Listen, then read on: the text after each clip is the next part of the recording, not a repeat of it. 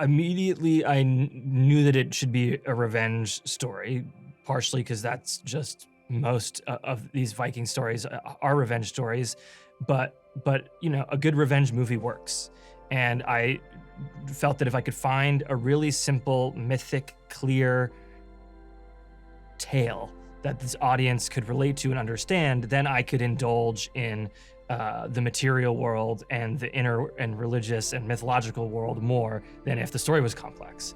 And so really quickly, I discovered the story of Amleth that was written by the Danish historian Saxo Grammaticus. And Amleth was the source material for Shakespeare's Hamlet, also known as The Lion King. And so when I had this story, you know, uncle kills dad, steals mom, son goes on revenge. Everybody knows this. You know, this just works. So that was really exciting.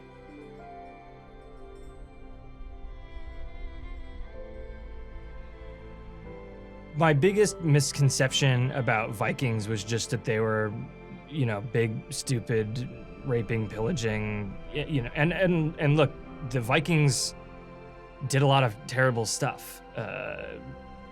Like they're, you know, and I don't shy away from that in the film. But what got me fascinated was the rich mythology and poetry. As I learned more, even, you know, their wood carvings and visual artistic expression was also very inspiring. But I think when you're dealing with these pagans, who they're the pagan in the period in our film, who every part of life is an expression of belief, and belief is an expression of every part of life. There is so much beauty in the way that they saw the world.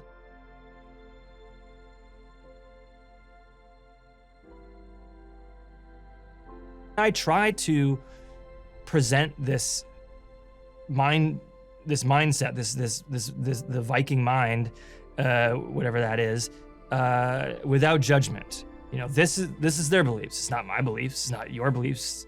This is their beliefs. But even then, in not trying to romanticize their beliefs, I think with the revenge motif, you know, yeah, as an audience member, part of you just wants him to get revenge because that's the way these kinds of stories work.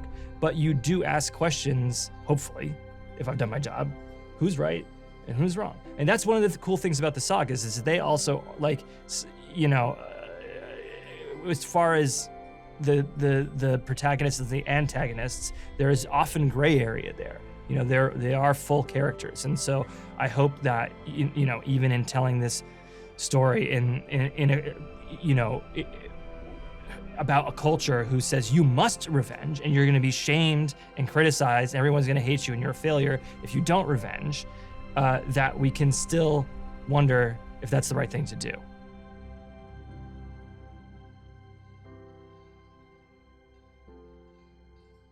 I was incredibly fortunate that Xion, the Icelandic novelist and poet, wanted to work with me. I mean, I don't use this word lightly. He's a genius, you know. Not to say that this thing we created together is genius, but he is one. And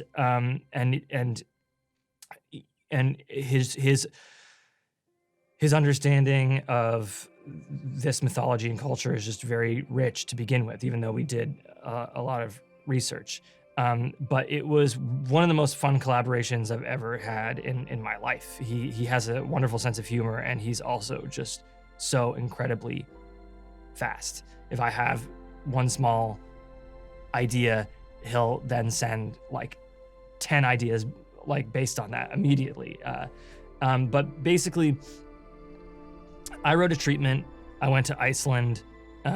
We enriched that together. He wrote a longer treatment, which I gave him notes on. He wrote a longer one. I gave him notes on that. Then he wrote a draft. I gave him notes. And then he wrote another draft, and then I revised that. And then we revised together.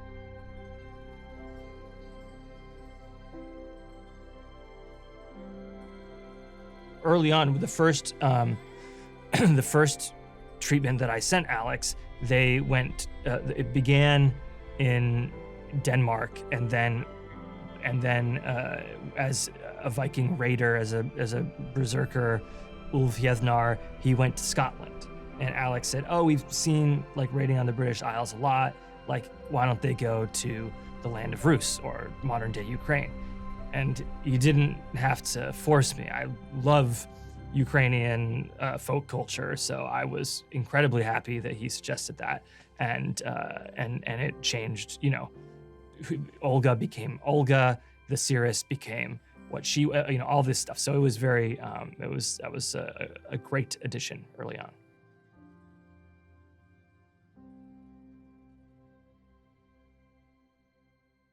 Amleth is an interesting character in Saxo Grammaticus because he's someone who is playing a fool, which is what Shakespeare really takes advantage of, is someone who's pretending to be mad, which is not what we're doing here. He plays sort of a dullard when he's disguised as an enslaved person on the farm. But I think what we wanted to make Amleth feel like a protagonist in these Icelandic family sagas, who are these kind of anti-heroes. They're often outlaws.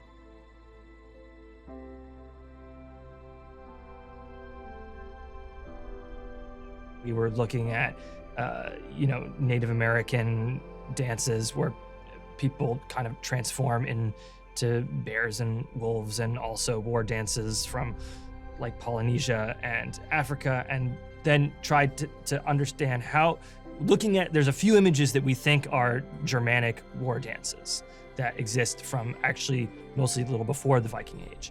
And so we tried to, how can that influence this static image of a guy holding two spears? And so we worked with our team of core berserkers on this. But and I think it was really one of the most satisfying things and helpful things for Alex was that berserker transformation. Alex has said that he was glad that we didn't do it right away because he had a few weeks to get to know me and Jaren and how we worked better.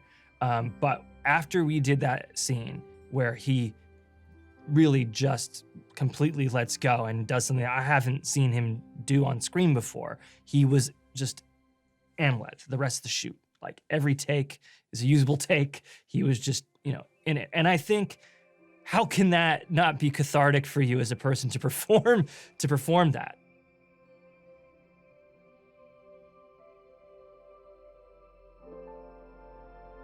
I purposefully cast Arthur Novak as young Amleth, who really does look quite a bit like Alex when he was 11 or 12, but also he's a sensitive child, and he seems gentle. So in the initiation ceremony, when he has to now become a man, it hopefully seems quite intense because he seems not ready to be a man, and then he's thrust into this situation. And then to see through his uncle's acts how he has become this beast that is Alex with shoulders up to here, that initiation ritual is a step in that direction.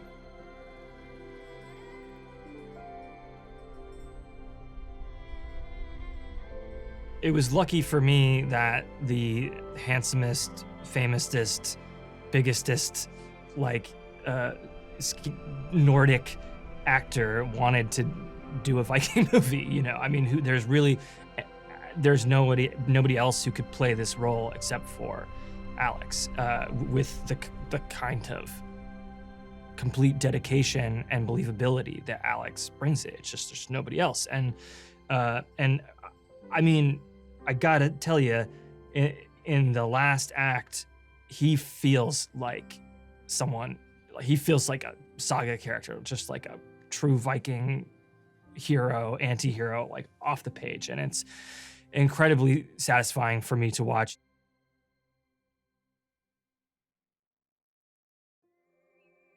I don't do anything that I am not insanely passionate about because there's just not time in life for it. And it's so hard to make a film anyway.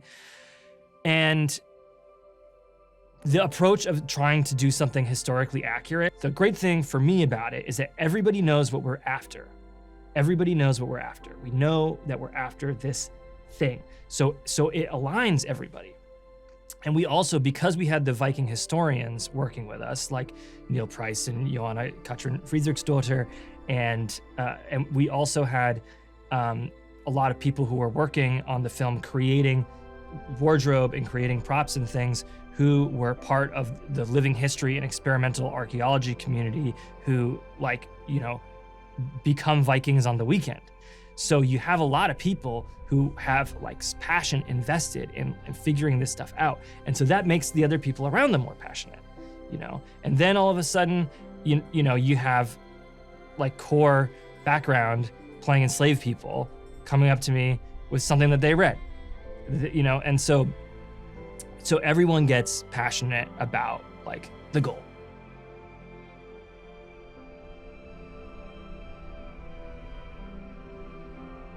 CC Smith was the stunt coordinator, and it shouldn't have been a surprise to me, but it, you know, I realized quite early on in prep, like, he's another authorial voice in this movie. I mean, like, when you're doing an action movie, like, that person is a major collaborator in telling this story. And CC was, you know, he's very experienced. Also, his expertise kind of comes in sword fighting. That's what he loves. And I shared with him a bunch of YouTube videos of this, of people who, like, hypothetically think they know how Vikings fought based on, you know, why is the crossguard so small on their sword? People must have realized a bigger crossguard would give more hand protection. But then this guy's kind of arguing because the size of the shield, there's a reason, whatever. But we looked at that kind of stuff to think about how can we create some fighting styles that are new.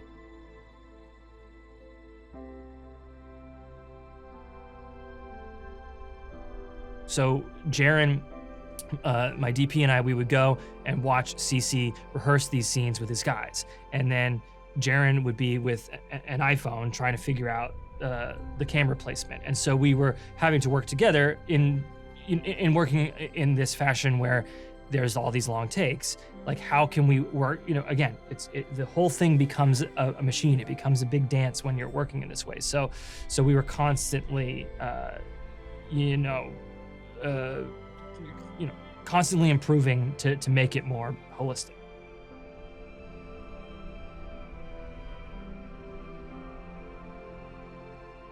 Tommy Dunn made our weapons, and so Craig, the production designer, Linda Muir, the costume designer, they know how I work, and everyone else didn't. And this idea that don't look at pictures of Viking swords and then design a cool one with a dragon on it. Just make me that sword, or make me like that sword hilt with that blade, maybe that pommel, but that's it. It's like, just do the research. And it was actually hard for people to wrap their minds around at first. Everyone got there and everyone enjoyed it. But Tommy was the first new person who was like, you want me to make museum replicas? Got it. And he made, I mean, really incredibly beautiful things.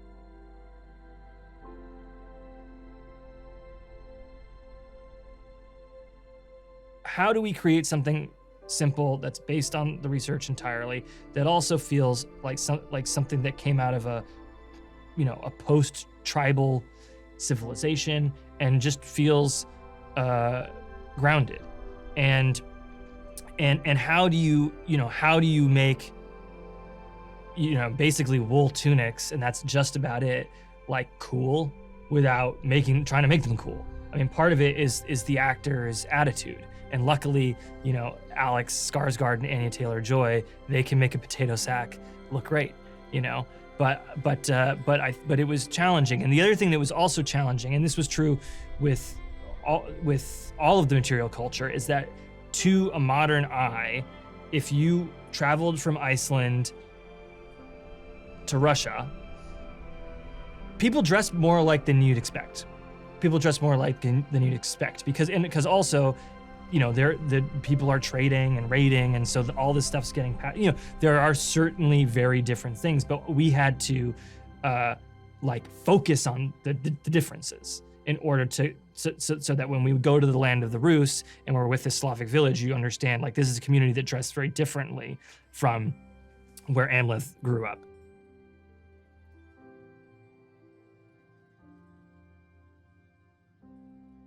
King Orvandil Warraven is played by Ethan Hawke, and he is a handsome, proud Norse king of a petty kingdom north of Scotland called Hrafnsey, or Hrapsi, as Icelanders would pronounce it, which is insane, and it means Raven's Island.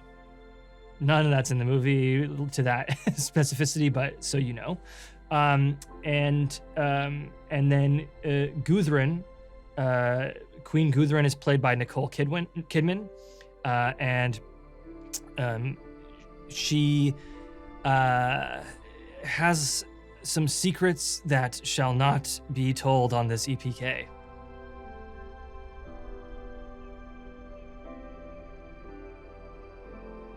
Nicole was great, and I'm not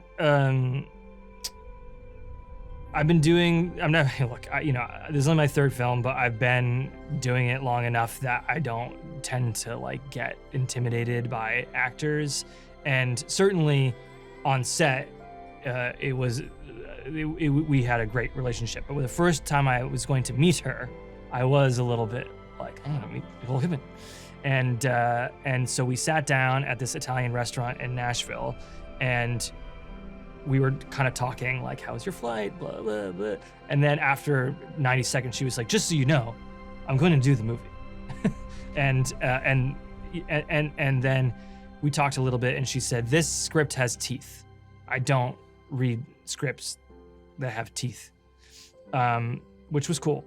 But she also gave me a lot of notes about her character that were incredibly good to make the character much more rich and nuanced.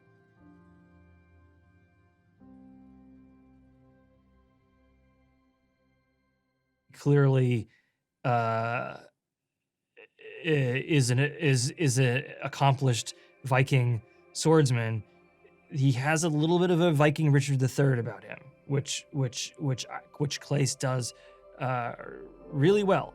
And I think that, him always feeling like, am I as good or better than my brother? I should be better, but am I actually better? But I'm gonna kill him. But I killed him.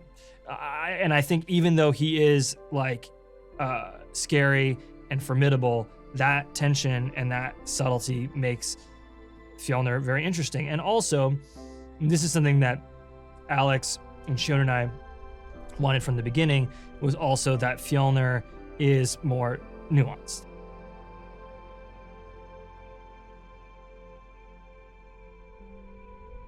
I love Willem, Willem's one of the greatest actors who's ever lived, in my humble opinion, but I think that, it should, I would submit that as a fact. And I'm lucky that he likes to work with me. And I think it was great because we'd already worked together on The Lighthouse, he knew what Jaren and I were up to.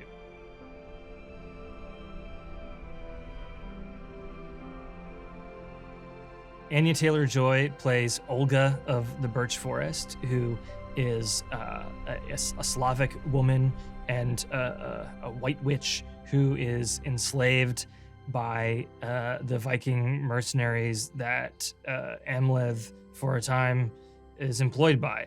And he sneaks aboard the slave ship that's bringing Olga and some other enslaved Slavic people to Iceland. And I think,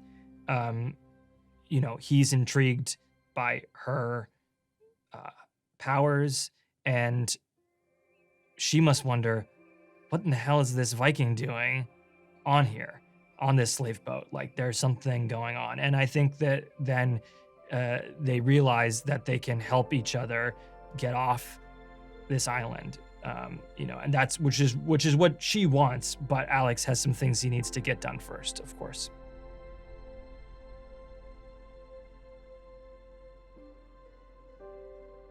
Anya, aside from being, a perfectionist in her work and an incredible actress, who's able to express really deep subtext with a simple line. She's also super professional, and she a lot of times was almost a background character in some of these scenes, like where, and a lot of actresses might have asked to use a double, but she was there with her shoes off in the mud in the freezing cold, and being again a leader for everyone to respect and say, like, this is how you conduct yourself on a set.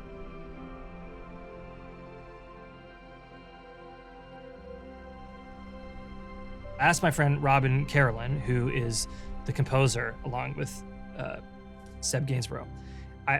Robin had collaborated with Björk a lot, and so he'd been to Iceland a lot, and he's also half Icelandic. So I asked Robin, what should we do while we're here? And he gave us touristy things to do and some not so touristy things to do. And he said, you should hang out with Björk. And I was kind of, I said, please, it's fine. Like, no, that's okay. You don't need to. Anyway.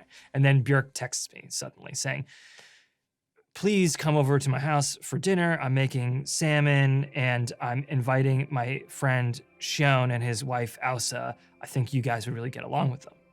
And I said, to myself, I don't even know you. Like, why do you think I'm going to get along with your friend Shion? So Björk hosted this lovely dinner, and her daughter Doa was also there, who is also in the film, but she was like 12 or 13 at the time, something like that. And then, Shion and I started talking about early modern witchcraft. We hit it off. So Björk, in many ways, and Robin, like, engendered this movie.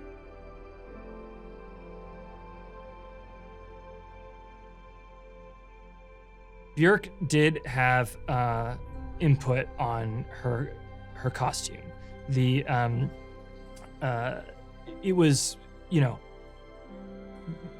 mostly my design and Linda's design, and it is, I will admit, like, one of the more speculative costumes. Her sort of dress and the profusion of jewelry is likely quite accurate. The headpiece is a more ancient version of something that is based on Ukrainian bridal headpieces that are more from, like, the end of the early modern period into, like, the 19th to 20th century. But we tried to create a more ancient version of that, and it's, as if as a seeress, she's wedded to the gods. And then the temporal rings on her headdress are again accurate. But then Björk wanted a third eye, and she also wanted her eyes to be concealed. And so there are, if you'll notice that the women wear cowrie shell headbands in this particular village, which is based on the kind of headgear from this Ukrainian tribe who are called Severians. They didn't call themselves that. We don't know what they called themselves, but that's how we refer to them. But I think, like, given where some cowrie shells are in certain burial sites, we felt we could justify lowering them to be here, and that was something from Björk, and I think the third eye is really cool.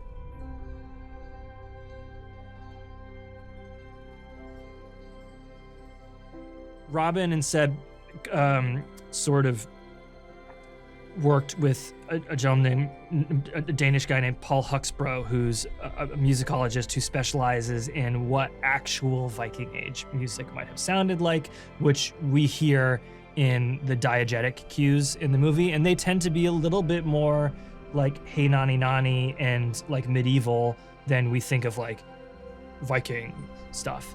But through their exploration of the real stuff and like Nordic melodies and exploring what the capabilities of the ancient instruments, and then being inspired by like the better stuff of this neofolk, they've created a really cool, like muscular soundtrack that I am really proud of.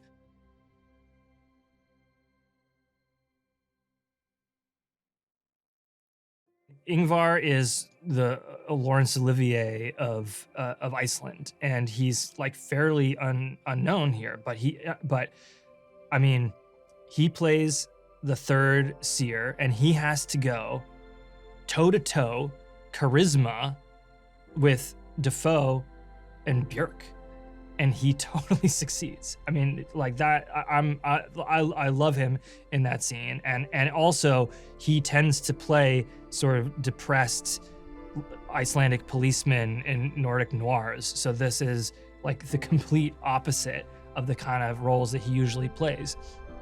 And additionally, he like they're because of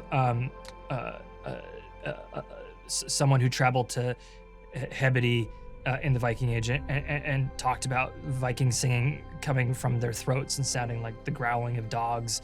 There's the hypothesis that throat singing was part of like Viking singing culture, and Ingvar taught himself to throat sing for the role, which is also really cool.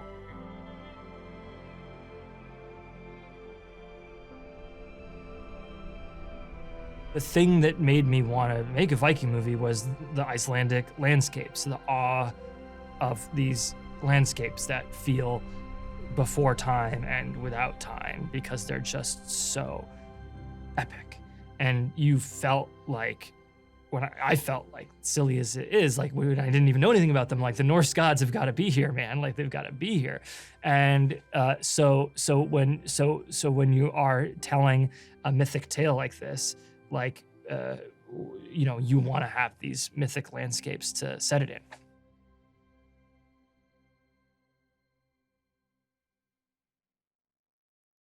The Northman is a story that everyone can relate to and be familiar with. It is like, the story of a son seeking his father's vengeance. It's a story about family dynamics. It's a story about love, and it's an exciting adventure movie. I think that we think we know Viking stories, and we think we know these kinds of epics like this, and to a certain degree we do. I'm making a movie for a broad audience in a way that I never have before. It really is intended to be something that like everyone can enjoy and eat their popcorn to. There are set piece action sequences, which is something that I've never done before. But also, because it's character driven, hopefully you walk away thinking about the movie, and as much as you also were literally entertained.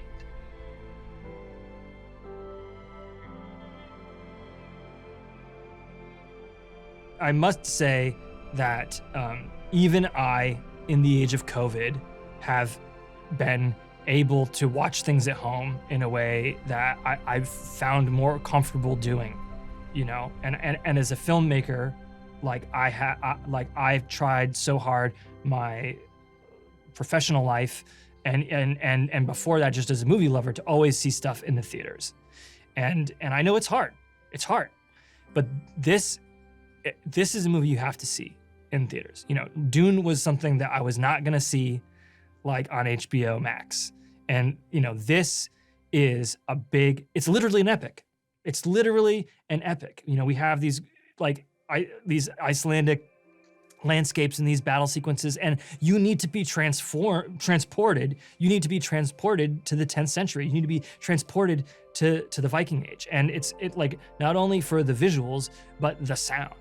You know, to really be in a movie theater and experience the waves crashing against the boat and the storm at sea. And you know, without that, you cannot fully experience what this movie is.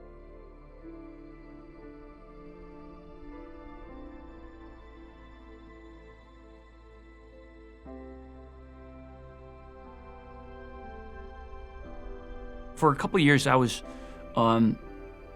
just kind of, the idea was kind of bouncing around in my head of would it be possible to kind of initiate this journey of putting together a big epic Viking movie with an old Icelandic saga at the core.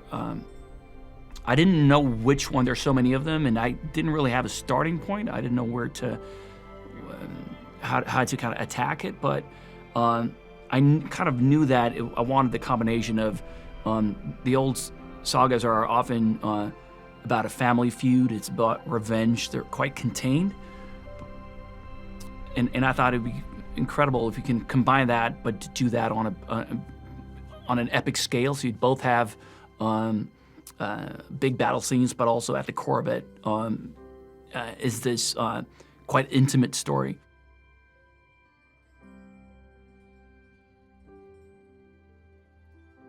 I wanted to look as real and truthful as possible. And when it turned out that he was incredibly passionate about Norse mythology and the Viking culture, it felt like the obvious choice, or a dream choice for us. So after that meeting, I spoke to Lars, and we both agreed that Rob would be the perfect director for this project. So we asked him, and to our great delight, he said that he wanted to jump on board. And so that was kind of the genesis of this collaboration between the three of us.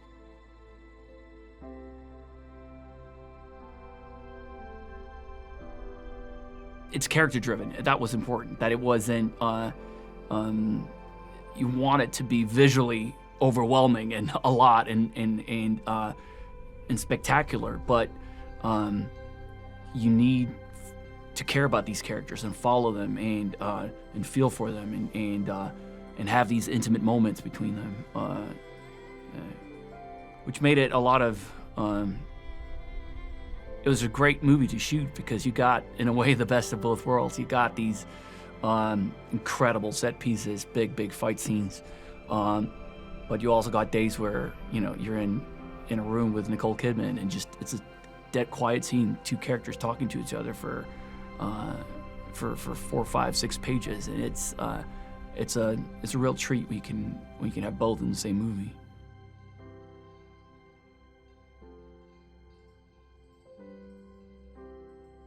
Obviously, from when I was very young, I had this fixation on and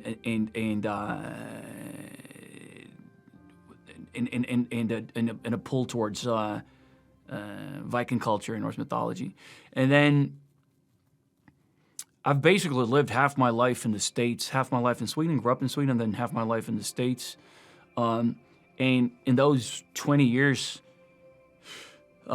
Since I left Sweden, I've played a lot of really interesting characters. I've been very fortunate, but I I don't think I've ever played a Scandinavian. I guess I did a show called True Blood, and on that one, my character had been in the States for 2 centuries, but was originally a Viking, also named Northman, by the way, in his last name.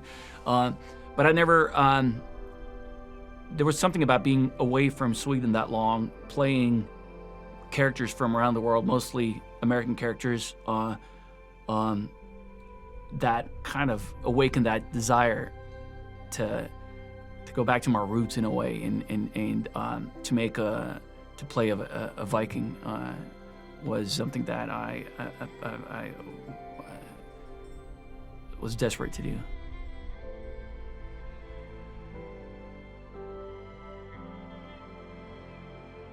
So our story is based on Prince Amlet of Jutland by Saxo Grammaticus in the 12th century. So about 200 years after the end of the Viking era, the Viking Age, which was the predecessor of Hamlet. It's Shakespeare based Hamlet on this character. Hence, he's a Danish prince, and the structure is basically young man, father murdered by uncle, marries his mother. That is in the Northman. Everything else is quite different. Hamlet is very much a man of inaction. Amleth is definitely not. He is very much a man of action. At least once he's set on the right path, when he found he realized what his fate was, and when Bjork's character reminds him of who he is and what his purpose is, his mission.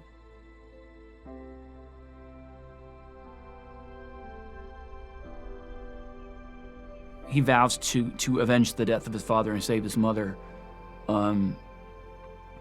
as a 10-year-old boy when he watches the brutal murder of his father by his uncle. But when we're reconnected with him 20 years later, he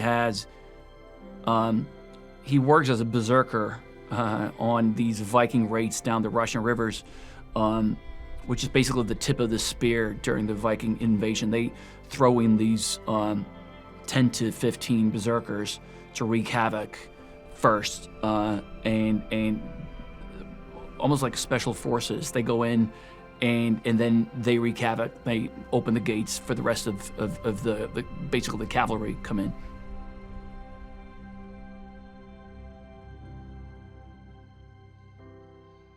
You see that in the movie, how Olga, Anya's character, and other characters, other women on the farm are being treated by the masters of the farm, but also to give them agency and strength, and make Anya's character Olga integral and important in getting off the island. That's her mission, and working together with Amleth, they can help each other out, and they need each other because she has that connection that he doesn't to the other side, to another realm.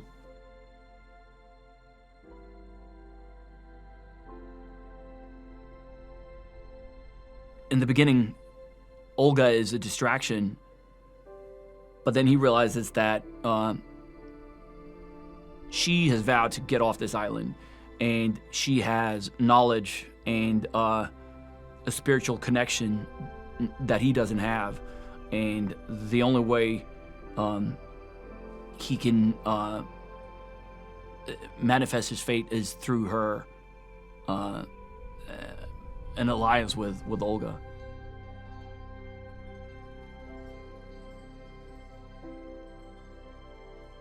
Anya is incredible to work with, really, and it was important to.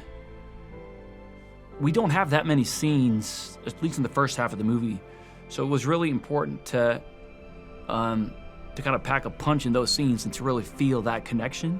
I think it helps that we had a lot of fun together and we did enjoy spending time together, or I hope, at least I did. I hope Anya felt the same way.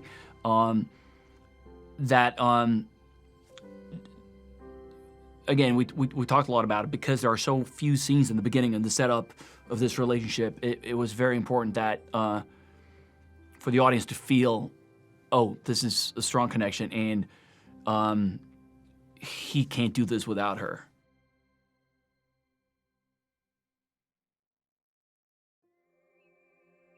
CC Smith, our stunt coordinator, was phenomenal, and had to work really, really hard. It's very difficult to shoot a movie like this for anyone, let alone the stunt coordinator, because again, his hands were tied. It was one camera on film, no cuts, so everything had to be perfect. It was, fortunately, I got to work with Mark Slaughter, who was my stunt double on Tarzan, and Jack, who's also on Tarzan, and their team. So it was a bunch of stuntmen that we had a rapport. We knew each other. We worked very well together,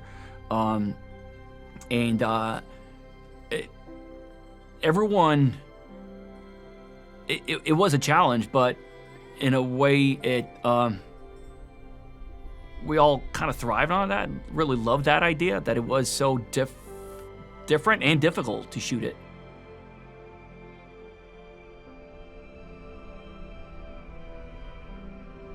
It was nice to get another Scandi in there, Claes is fantastic in the film. He's got a quiet intensity that I think is quite mesmerizing, and it's a wonderful role because it's so much more than just the antagonist.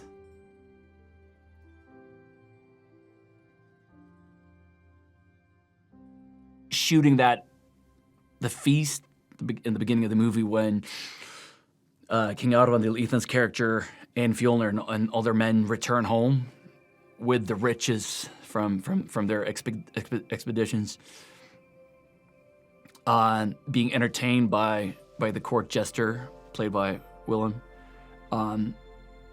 It was wonderful because I was not in those scenes, and not to say that it wouldn't have been great to work with with Willem, but I actually I obviously came to set those days because Willem was going to be a court jester, but to be on set and to watch that, to stand next to camera and watch that, he's extraordinary.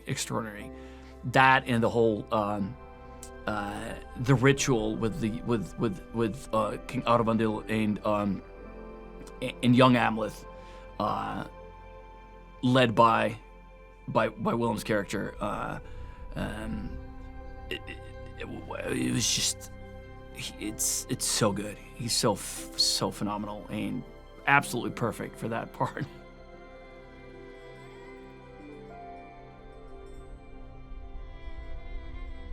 Plan was to be as accurate as possible, and just the amount of research that went into this was extraordinary.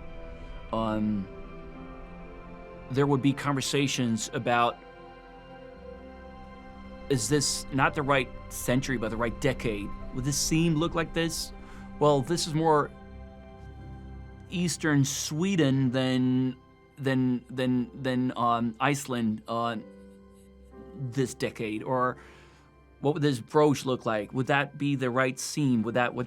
It was, as an actor, a dream to step into that outfit, because you felt that the attention to detail and the passion behind it. And it was imperative to not try to make it look cool. I think you often you can take a lot of creative freedom. I'm all for that, and make your characters look cool, even if at the time might have looked very different. We chose not to do that. We chose to try to be as accurate as possible.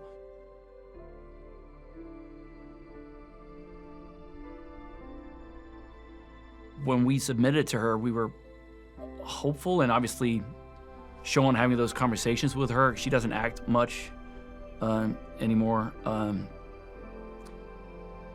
So it was incredibly exciting when she said yes, and one of the highlights of the 6-month shoot was that one night I had on set with Björk.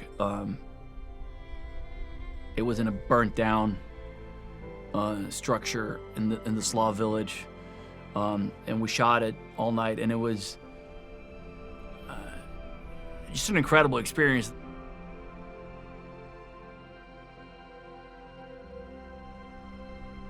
I recommend watching The Northman on a very, very big screen because it's a Robert Eggers movie, and what Robert and Jaren, our DP, if you've seen The Witch or The Lighthouse, they're both incredibly visual movies. And this is created by those two extraordinary filmmakers, but on a much, much larger scale, on a bigger scope. So I highly recommend watching this to be fully immersed in that world that Rob and Jaren created. It doesn't really do it justice on an iPad. I recommend watching it on a massive screen.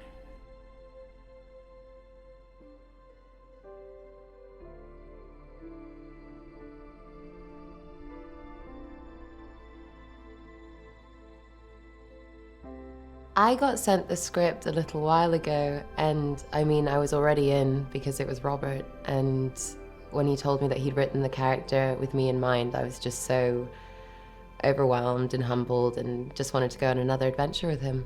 And what an adventure it is.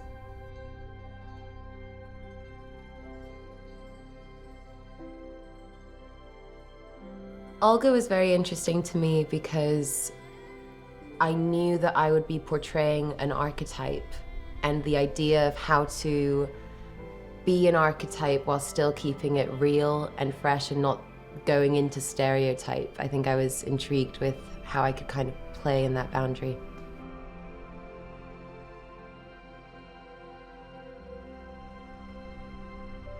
When we meet Olga, Olga is just hanging out in her village. She's having a good time, living a good life. She is a Slavic lady, but you don't get to see a lot of that. I think we're very quickly on the adventure, but something that I really love about her is her connection to the spiritual world and to nature. She really feels a sense of safety in her belief in fate, and that's a lovely confidence actually to have as a character, because you know that whatever's going on for her, she knows that it's what is meant to be, and that gives her a sense of ease, even when things are very difficult.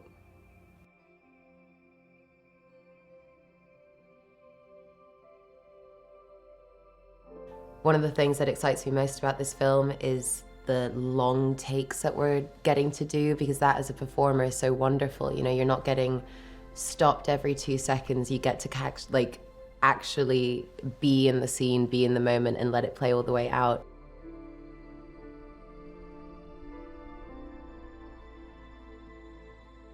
I think Amleth and Olga are drawn together by fate. I think she really believes that. I think when she was little, there was kind of this idea that she had to wait for her destiny to come to her, because she knew that there was going to be a destiny in that sense. And I think when she recognizes Amleth, she's still in her current situation, so she doesn't like him very much, and she finds it ridiculous that this man is willingly wanting to be a slave, willingly want to join in on this horror, but she can't help herself in helping him.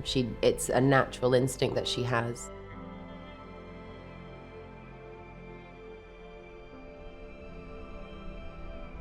in Amleth, she sees somebody with their own destiny. I think she's destiny, encouraged. It's like, it's almost as if she can see this tapestry being woven of the story that she has a part to play in, and when she meets Amleth, she goes, ah, you're the other part of the story.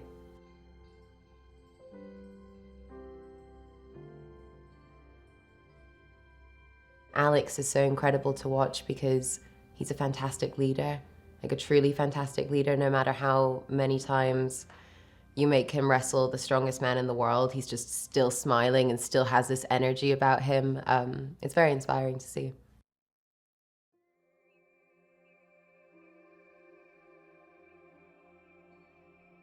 It's been so wonderful to work with Robert again.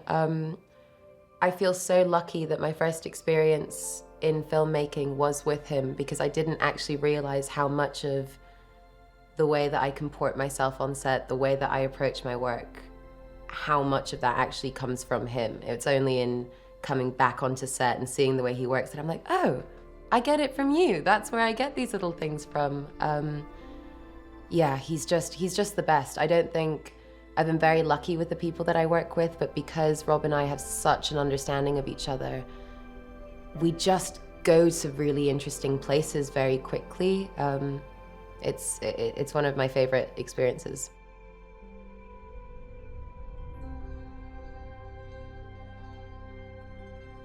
The authenticity of the project is something that's very key to the way that Rob works, and it makes everything so much easier because, you put on your costume and then you walk into the world and you're there. Like, there's no imagination necessarily needed in order to get yourself to this place.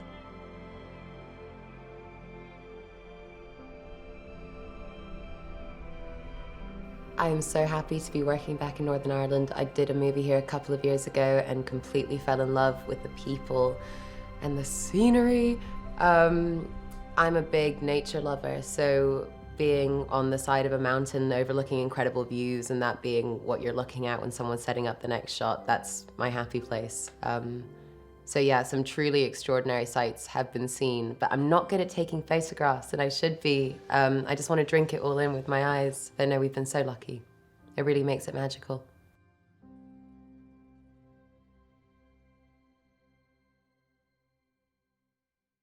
Oh, how would I describe the Northman? It's brutal.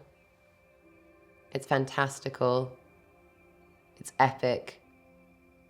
And it's really callously beautiful. Like, it's so beautiful but raw, and yeah, it's a very visceral experience, I think.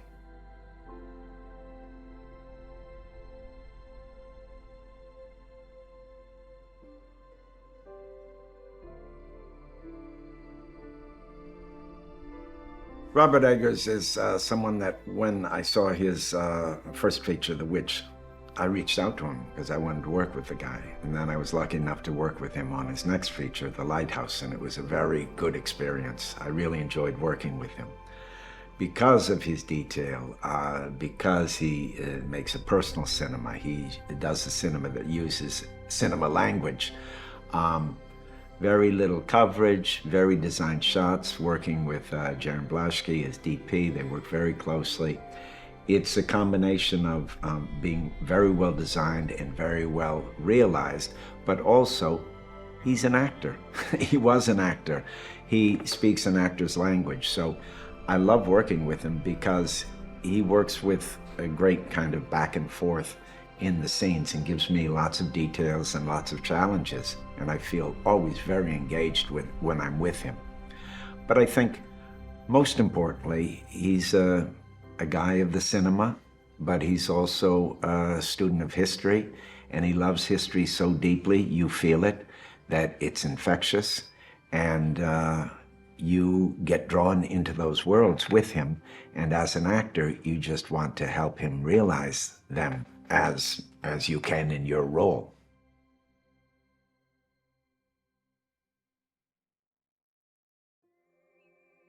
I like returning to work with directors whose work I like to be a part of and that I like working with.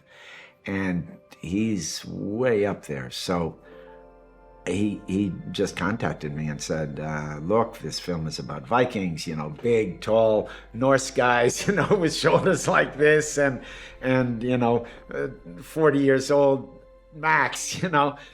But I have something for you to do in this. So that was kind of good. He wrote this, I understand. Directors say this sometimes, but I think he did invent this character for me. And it's a beautiful character because even though it's less expansive and I'm very much part of the ensemble in this movie, it's a very interesting role because it's very multidimensional. And what I do have to do in the story is very pivotal and also very essential. I mean, there's no fat in this role, so it's very nice for that reason.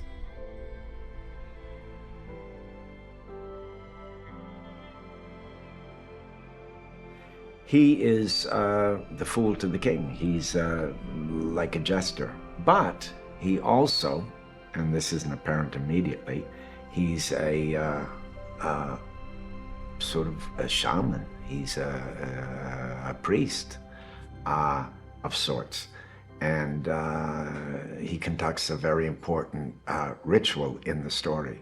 So I would say he's an ally, and he's a friend of the king, Arvendir, played by Ethan Hawke.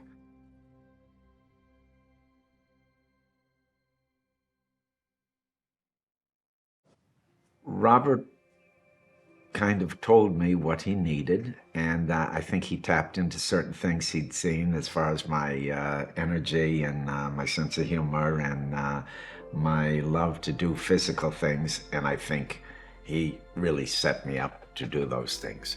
So preparation, I get sucked into his research. You know, he says, listen, what do you want me to send you? And I'm like, bring it on, and I'll cherry pick. I'll see what's useful to me.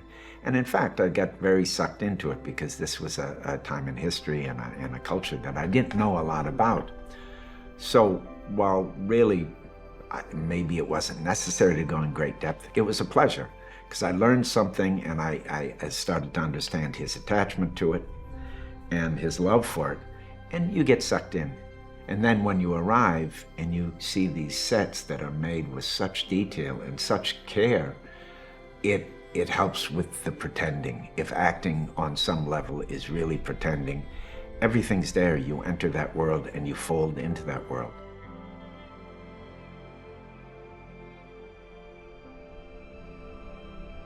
It's a big, muscular film, you know, much, much bigger than The Lighthouse.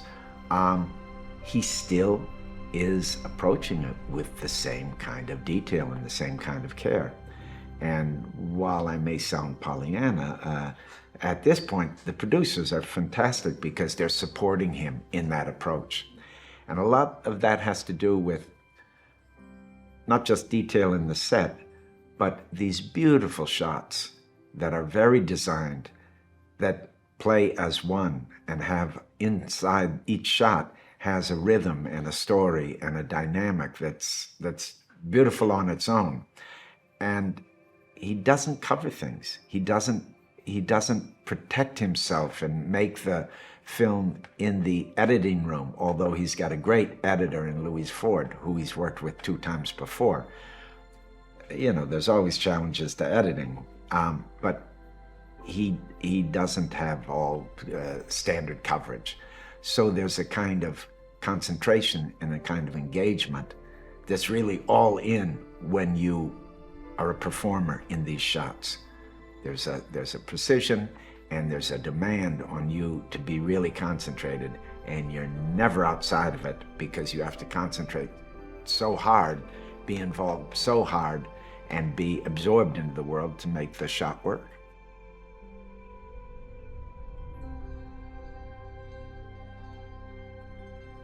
It's the same guy, but he's got like a double life.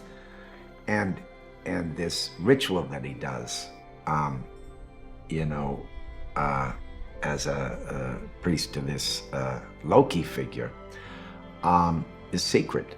It's something sacred. It's something that's only reserved for the king and his son.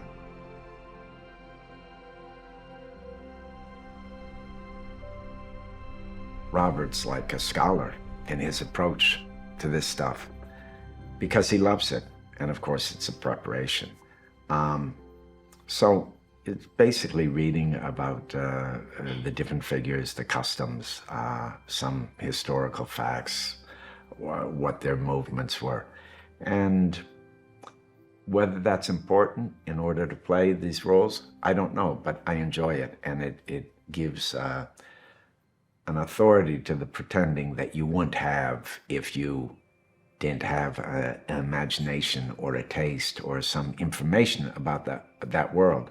Because I feel like every time you learn something, it kind of expands your imagination or how you imagine a world could be, and it helps you not limit what you think is possible in the scene or in the movie.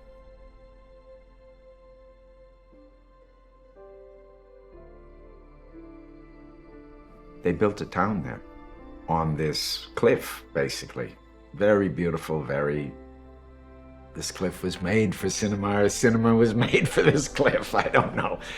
But they built this very authentic, very beautiful town, and all the bells and whistles. I arrived and I realized what a large production this is, how muscular, how detailed, how strong it is. There were sheep, there were slaves, there were townspeople, there was lots going on. And given the fact that Robert has these beautiful design shots, it's a lot to wrestle with. So, but he's up to the challenge. But I think it's going to be spectacular. A spectacular movie. A lot of my stuff is interior and fairly intimate, but some of the action sequences with the boats and with battles is going to be incredible.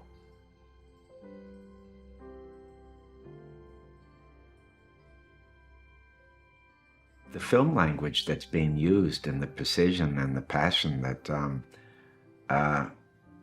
Robert and Jaron and the whole team has, this way of shooting a lot of big action sequences without a lot of cutting away. You really experience it. You aren't numbed just by noise and by fast cutting. These shots are designed. There's a beauty to it. I think it's special for that. From what I've seen and what we've been shooting, it really taps into what you can only do in a movie.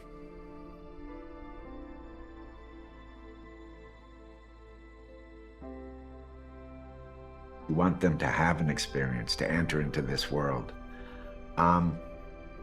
to consider another way of being, to consider another time, to consider themselves in that other time. Of course, there's a story, a very complicated story on one level and a very simple story on another level. But I think what's going to be really exciting is to see a world that they haven't seen before. And I suppose everybody says that when they make a film because they're very, precious about their little world. But I think the amount of research and the amount of support in what Robert's doing is really impressive.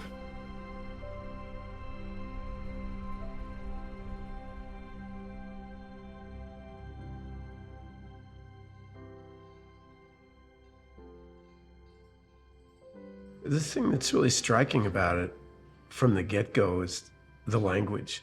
Most films don't aspire to a sense of originality in their language. It's something in the theater you see a lot, no matter virtually any playwright worth their salt has kind of their own use of language and playfulness of character and world building.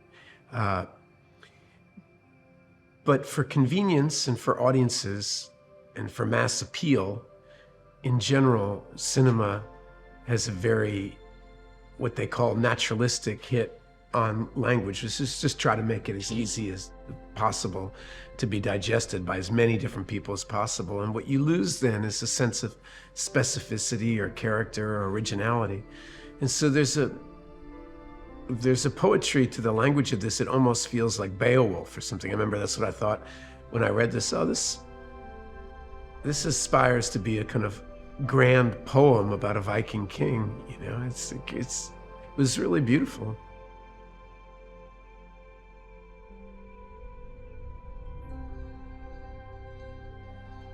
The story is, pretty simple. The kind of classic son losing a father and trying to make sense of the universe and finding his place in the context of the world without a father, without a role model, without a mentor.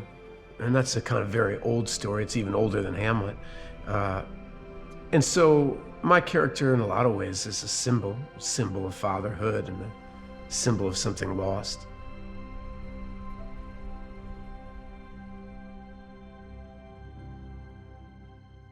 I had a sense that I would like for him to be kind of the way the younger generation often sees the older generation as having more integrity and having faced a harder world, and admiring them for that.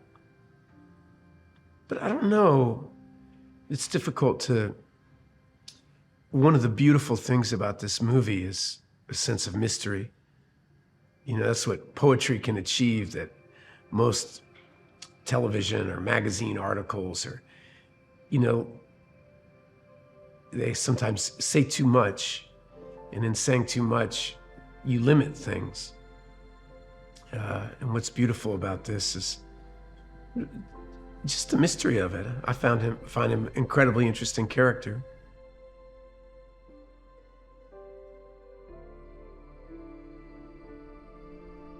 My character thinks so well of himself that he can't imagine other people don't love him. I don't think he could ever imagine that his wife would be unfaithful or that his brother would be jealous or envious of him. I think he's so confident in his position and his worldview that he's completely blindsided by this betrayal. And you could see that level of ego as narcissism, or you could see it as a projection of his own goodwill. I don't know what it is, but I find it extremely interesting.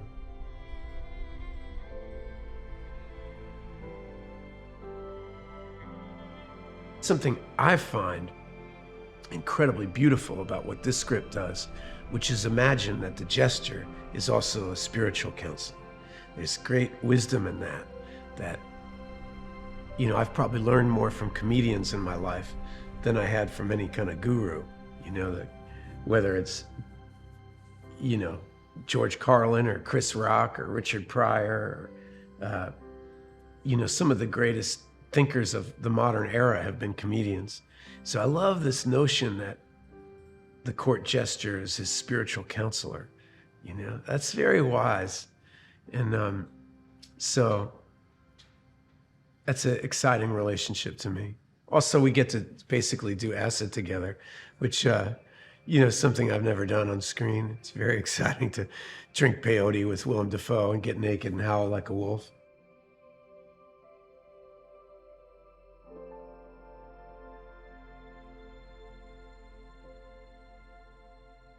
All the best directors I've ever worked with lead by example, meaning that they're so immersed in the world that it's contagious.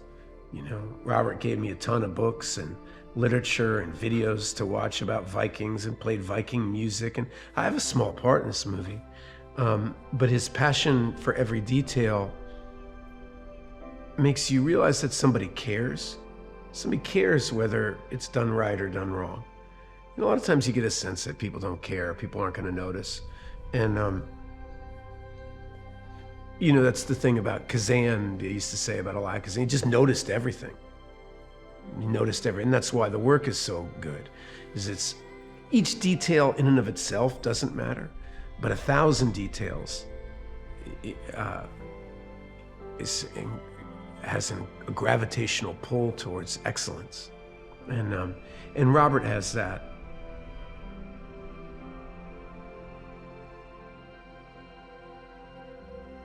Here's the thing about Alex is that, I mean, he's given Schwarzenegger a run for his money. I mean, he looks better than Conan.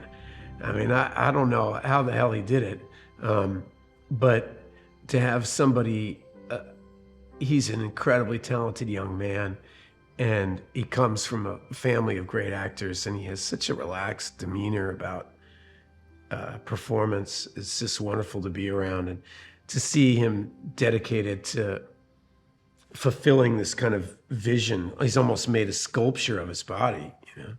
I mean, it's like Michelangelo or something out there. And I know how hard that is. I've had a few roles in my life where that was asked of me, and it's just incredible mental discipline. You know, if you're supposed to look like an athlete, you have to live like an athlete. You know, it's not a costume you can put on. And so that's very painful, and it takes incredible mental discipline and dedication. And he's done it with a smile on his face.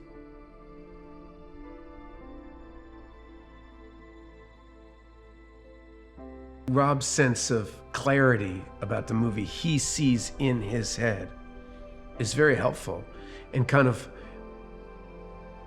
as I'm a student in the Willem Dafoe School of Acting, it becomes very easy. Once there's a path where you know the stage is, this is where the stage is, this is where the light is, this is where your performance goes, everything becomes very simple.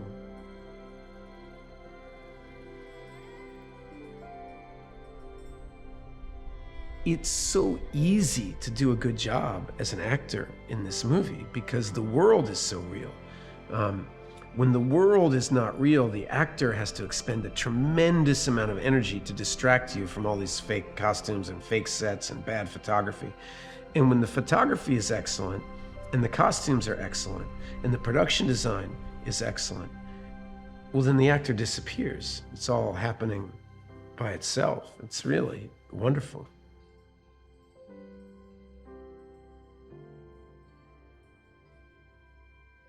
It's a Viking Hamlet. I mean, for me, that's I'm already sold. I want to see a Viking Hamlet. I mean, give me a break. It's got the most amazing language and some of the most amazing imagery that I've seen on any production I've ever worked on.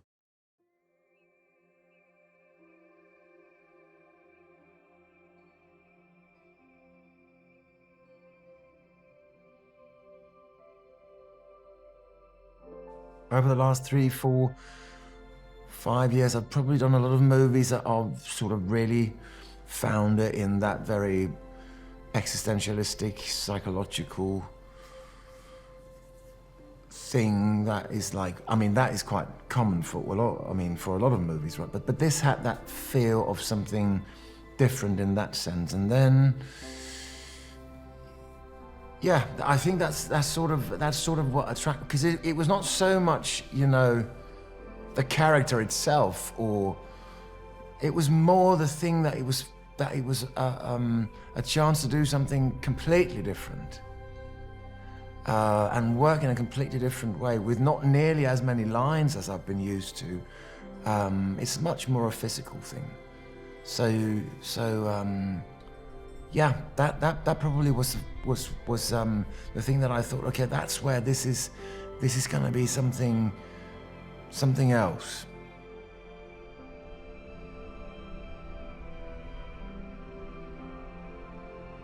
Well, King Arundel is my brother, half-brother.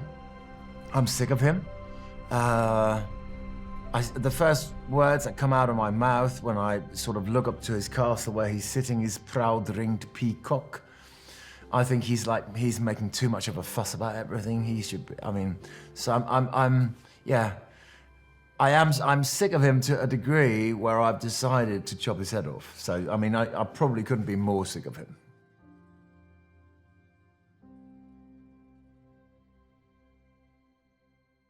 The Amlet story of the ancient Danish story that is like what this thing took inspiration for. I mean,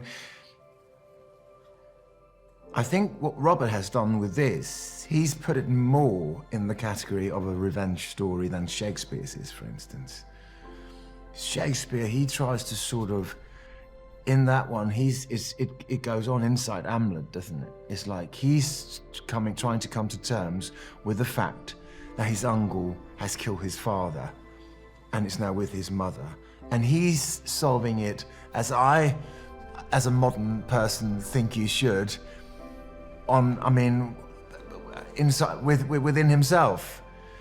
And here, the revenge is lived. It's put into action.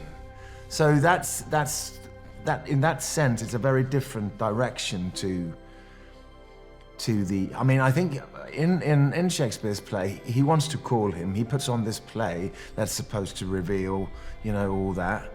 But here, no questions are asked. It's like, your old Western movie where you shoot first and ask the questions after. So in that sense, revenge is at the core of this story, of this version of the Amleth myth.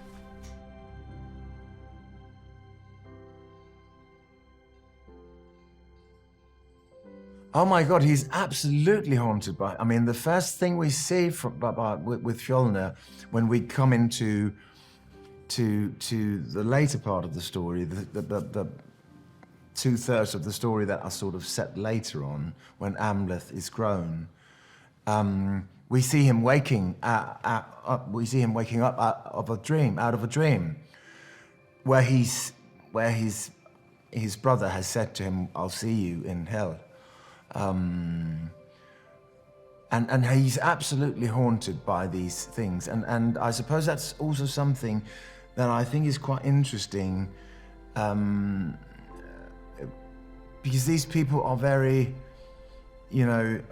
today we would probably say that they are a bit primitive, because they believe in all, they're so superstitious. I mean, they do believe that if a curse has been called on them, it's gonna go wrong. And they do believe that they can call a curse on someone and that person will be doomed.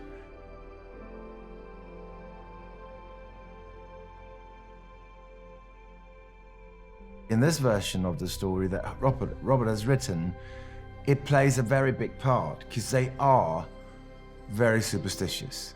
They do believe in all this, this whole magical world of all these weird spirits, and they do believe that they can actually, they feel that now it's starting to go wrong because Amleth is starting to kill people, and they believe that they can just make a sacrifice of someone and that'll just sort it.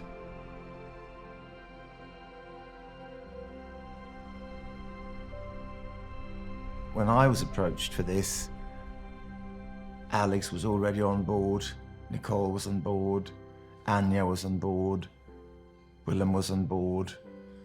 So when Robert called me and said if I would like to be part of this, I was like, wow, that is stellar company to come into. And it has been, I must say. Alex, for crying out loud, what a trooper.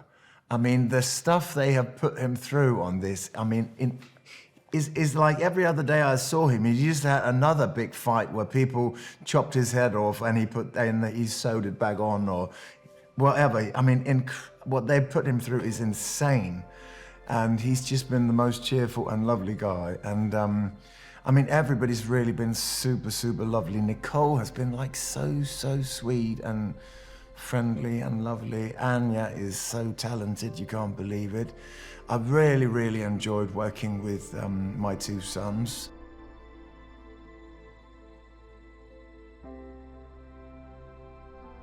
It's just so different from working with a director that has been asked to do this script.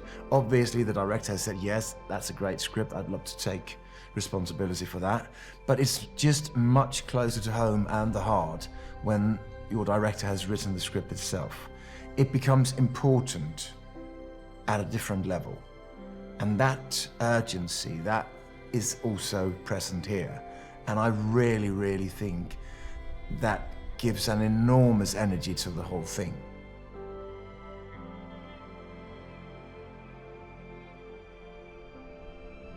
with these one takes, it's everybody that need to, be on their toes and perform to 100% all the time. And it just brings it together and has, it just becomes important in a different way. It's as if you sort of come together in telling the story in a different way. I really like that. Even if sometimes you're like, can we please not make it so difficult for ourselves? Just do a little bit of coverage here, a little bit of coverage here, and just edit together and just go home. But at the end of the day, I would say that it's just a pleasure, because it just takes it from, the stakes are just higher, and you can feel that.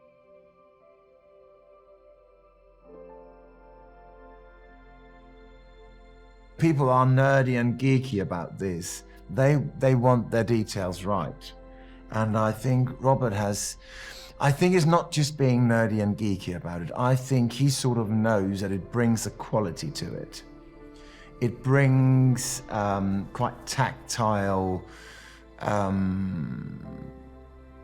thing to, as I said before, just 2 days before we started shooting, I was brought out to set for one of the villages that we're in for the first time. And I arrived there and knowing what I was wearing, and knowing that that everything out there, it could be turned into a museum now.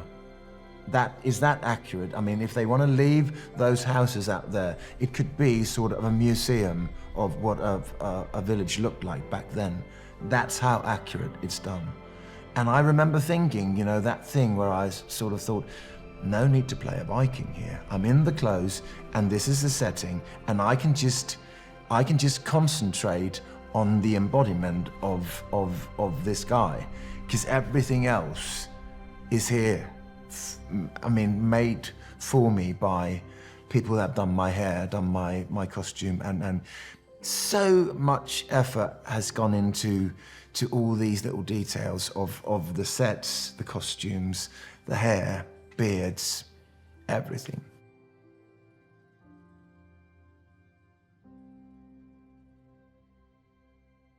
I always hope this with everything I do, that it's been worth the effort, and all the work that's been put into it will be... I just really like to tell great stories. And I don't actually really care if they're set in the Viking Age, or now, or in 1945, or whenever. So I hope that this is something that will move people, and that will reach out to them, and they can see or find themselves in, or that will have something. I hope that they will go and see any movie that I do and leave the theatre, having had a bit of fun, or being a bit, having a bit of something to think about, or having been touched or moved, or I hope it does all that.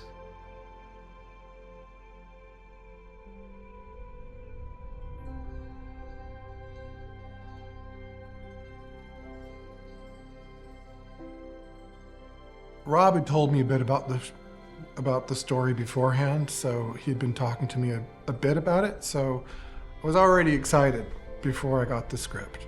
And then once I got the script, the world that's described by Rob and Sion is very vivid and detailed, and it was exciting. How did I feel about the script? It was a dream job, is how I felt. It felt like, please let this happen. That's how it felt.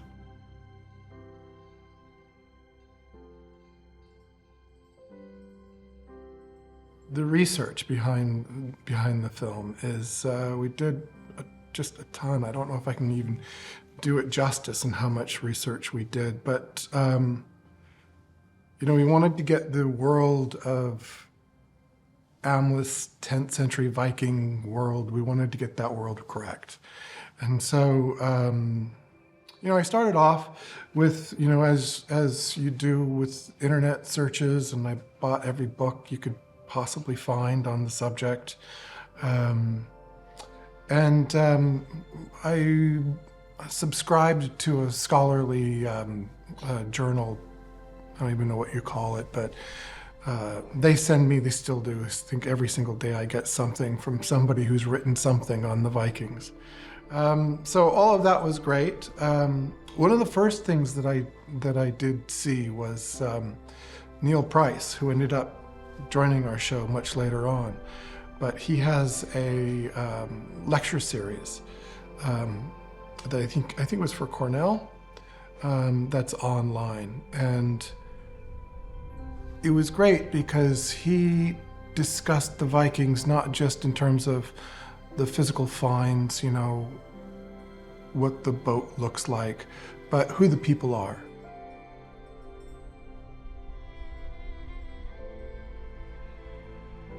One of the difficult things that happened on the show was the pandemic. And so what happened was we went down, and when we came back, we went through all different kind of protocols, and there were difficulties involved with it. But one of the benefits was at Fjolnir's farm. These are all turf buildings, and I had seeded them, and I had just started to get them to grow. But with the hiatus, it gave everything time to grow in more and really to settle in. And that's true of all the sets, really, but especially Fjolnir's farm. I mean, we had a pretty good turf roof on everything, and the side walls were just starting to sprout, but by the time we came back, it had fully grown into the set that I had hoped we would have had from the very beginning. And so that was spectacular.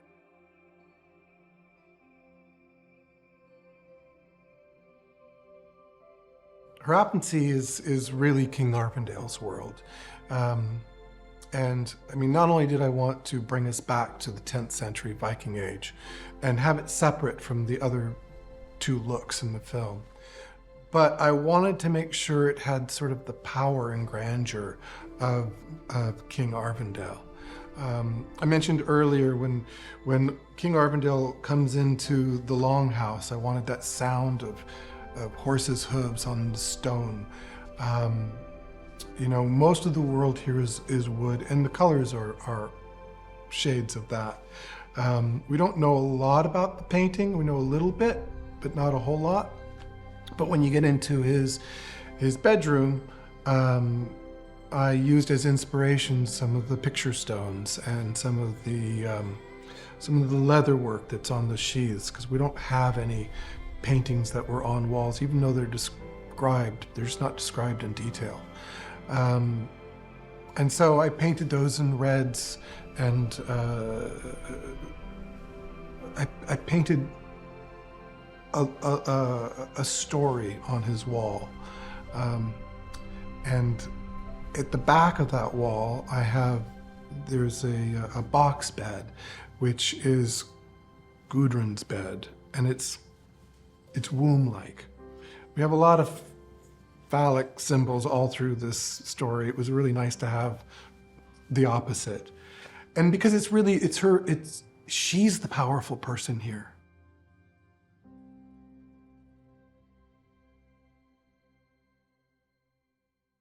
Fjolnir's farm, when we get there, the tone shifts dramatically from Hrappensee. The world of Fjolnir and Gudrun has come down a few notches. And you see that not just in the lack of opulence that we see in Fjolnir's farm, but the historical record actually works perfectly with the characters. We see these turf buildings, dirt floors. They're trying to bring back the grandeur. If you'll notice, the columns are carved, but they're very simply carved. The layout is the same, but it's so very different. The Amleth is sleeping on the floor with oxen.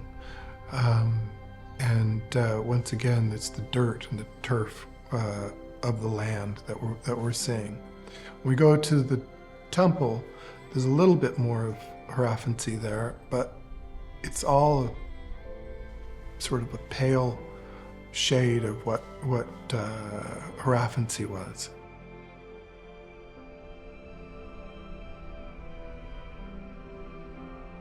When Amleth grows up, next time we see Amleth, we see him at the land of Rus and coming to the Slavic village. And here I wanted everything to be earthier, I mean, of the land more than what we saw at Hrafuncy.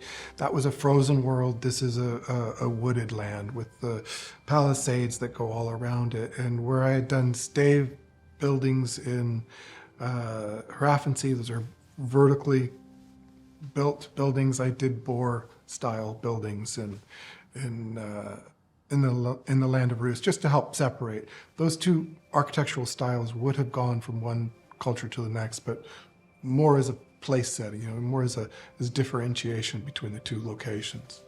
And it's the place where Amleth comes to as a berserker and is coming to pillage and burn and slave. They're looking for slaves.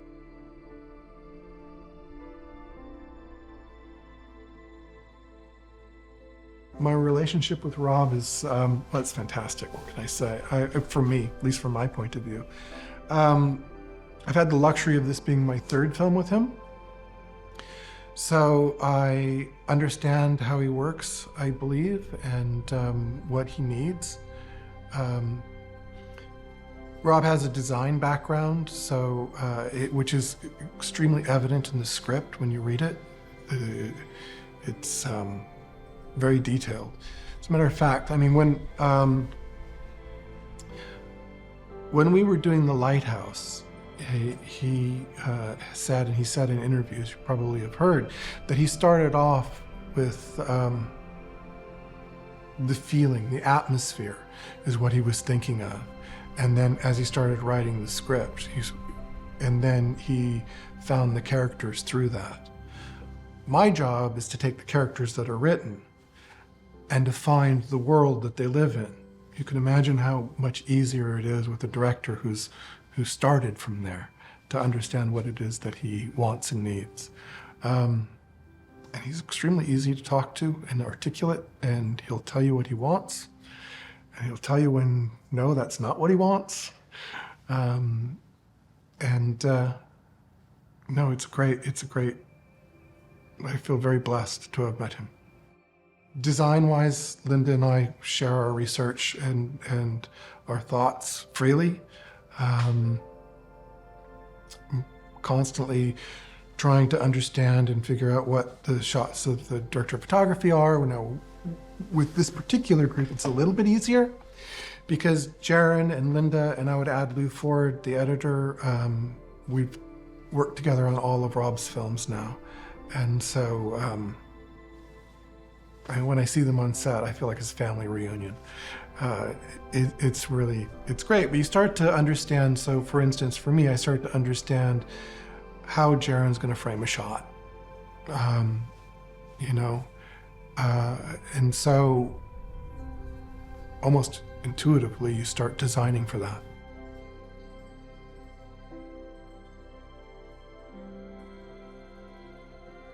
The authenticity. So yeah, we were trying to find, you know, to create Amleth's world, you know, Amleth's Viking world with his dysfunctional family. We wanted it to be real, to feel like it was real. So we wanted to get all the details right. We wanted to like I said a second ago, transport you back into the 10th century Viking village. So how do you do that? Well, you know, I tried to get the architecture right and tried to get the materials right and get the aging of those materials right. But it's not just that. It's the swords and the shields and the armory. It's the jewelry. It's the carvings. There's lots of different carvings that we did here, and they're not just Viking carvings. They're, you know, in Hrafuncy I chose to really do the Oseberg style carving, which is these gripping beasts that seem to repeat and intertwine. It just felt somehow perfect for our story.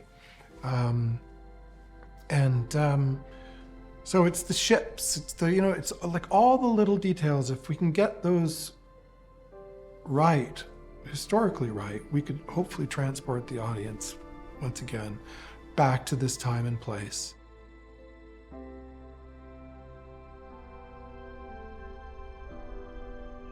We had a langskip, which is the long warship that you most identify with the rowers and the tall sail. We had one of those built in the Czech Republic, along with a Knorr, which is more of a merchant ship and a heavier seagoing ship that we take our journey from the land of Rus to Iceland in, as our characters by that point are actually, they're goods to be sold, they're slaves.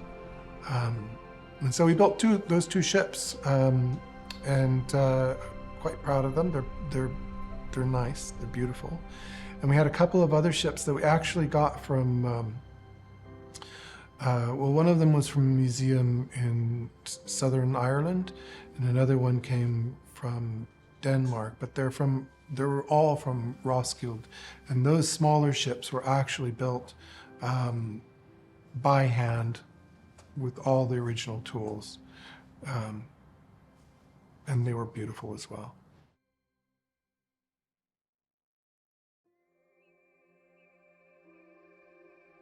Working in Northern Ireland has been fantastic. A bit disappointing because of the pandemic. The people have been, what can I say? They're not only incredibly talented, they're just really lovely, and it would have been nice to go out for a drink, and we weren't able to. We did a little bit of that during prep, but prep is the difficult time. But honestly, I don't know if I've ever had a crew where all the departments seem to get along so well. It's because everybody is so professional, talented, good-natured. I couldn't recommend it more. Anybody that wants to come here and film.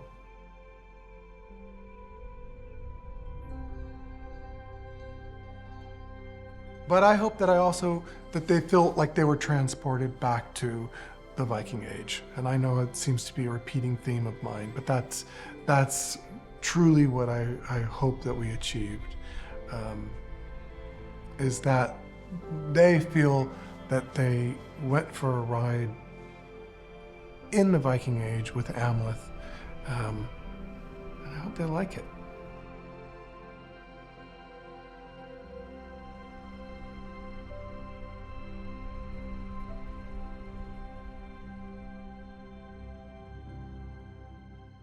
Well, I've been a huge fan of Roberts for many years, since The Witch, and I knew that this film was happening, and then all of a sudden my agent sent me an email with some sides, and I was like, whoa, this is a Robert Eggers movie, and I really want to get this right. So just started prepping, and I found some old fur in my flat that I put on, and I tried to look like a Viking as best as I could, and so I put myself on tape and I sent it away, and then like a couple of days later I had this Zoom call with Robert, and then I got to read the script, and it's just amazing, and of course I was immediately on board. I would do anything on a Robert Eggers film. I would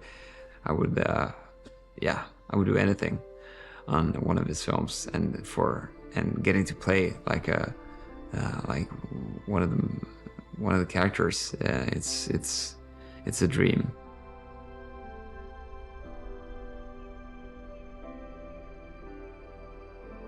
Thor is the eldest son of Fjolnir and Amlet's cousin, and he is, when we meet him in the film, he's been given this task to travel to Norway and meet the king and become a slave trader, and it's a very honorable task for him, and I think he has this very youthful and impulsive side to him, like an underlying rage and frustration to prove himself, and I think that's very interesting to getting to portray this young man in this time in history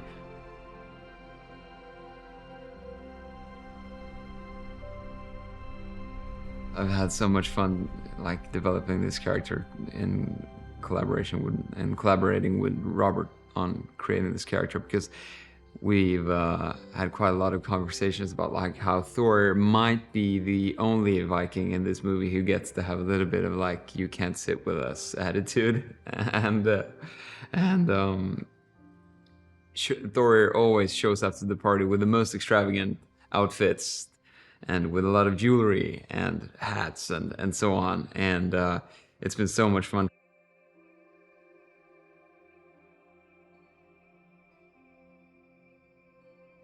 He has a lot of respect for his father, Fjolnir, but he still feels that Fjolnir always like keeps watch over him and makes sure that he doesn't blow the opportunities he's being given, and there's always this thing about like how everybody knows that his father killed his brother and took his wife and then lost his kingdom to the Norwegian king, and they had to move to this little farm. So I think he has there's an element of like feeling a little bit protective of the family and the family's honor in a sense.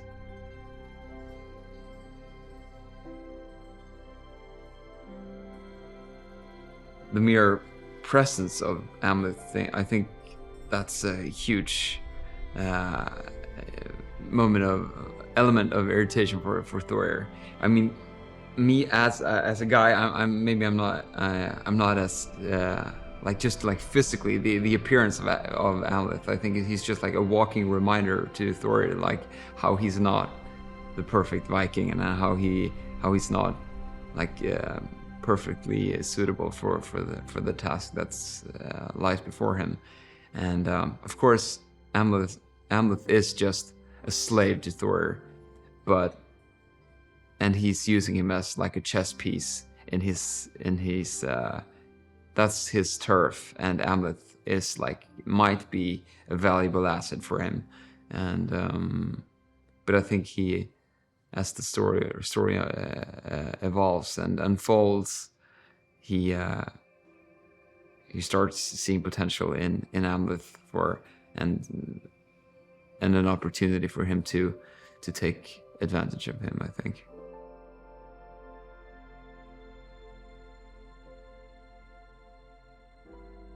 I've always been very physical, and I've done a lot of like boxing and martial arts and Thai boxing and so on, and that proved to be very useful in the prep for my. I mean, I have this sort of sequence with where Thor fights his best friends and practicing for future fights, but just the footwork of it and just prepping for that was so much fun, and just it was just so much fun. And Cece, our lovely stunt coordinator, is such a lovely man and a patient master who guided us all through it, and it was a blast. And just like that being said, it's just like getting to wield a sword and scream with rage and having a shield and all of those things. It's a dream come true. I wouldn't lie to say anything else.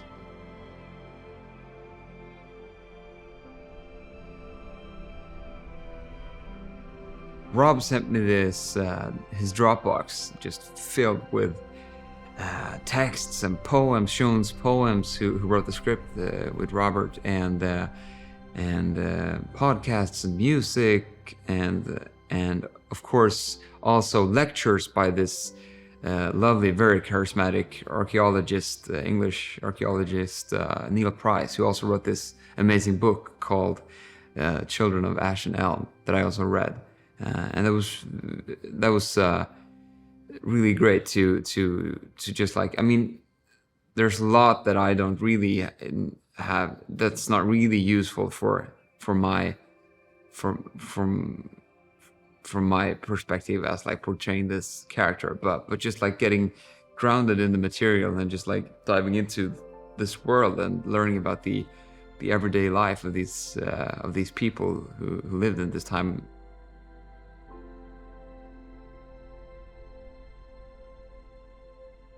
I knew Alex a little bit from before. We have met a couple of times in bars and restaurants and so on in Stockholm, since he's also Swedish. But just like getting to work with him on this movie has been, it's just been so great to watch him. He's such a great leading man, and he always shows up with this big smile on his face, and he's setting this great vibe on set and working so hard. I mean, the physical challenge of portraying the character that he does must be just overwhelmingly hard, and he does it with such grace and with, yeah, as I said, he always shows up with this huge smile, and yeah, he's a great leader, I think. Great guy.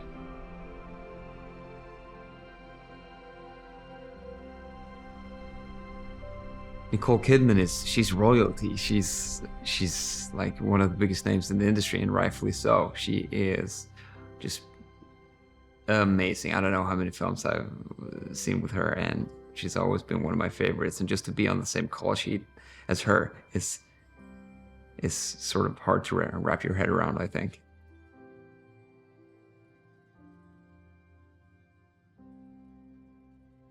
Claes is just fantastic. He has this very, very intense presence and such a great charisma, and he's been so generous with me, and we've really been able to establish this father and son relationship and find what that is between these characters that's special for them, and it's been great. He's fantastic. I love working with him. I'm proud to be his on-screen son.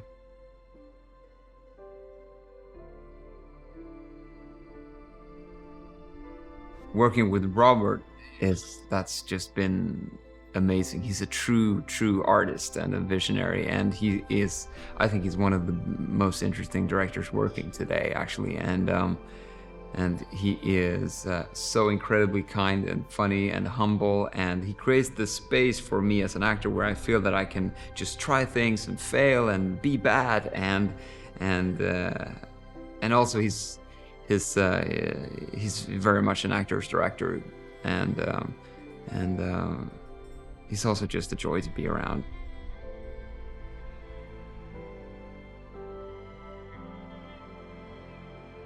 I mean, just the level of detail on the costumes and in all the environments and the sets, it gives you so much in terms of like piecing your performance together, because it's especially in a period piece like this.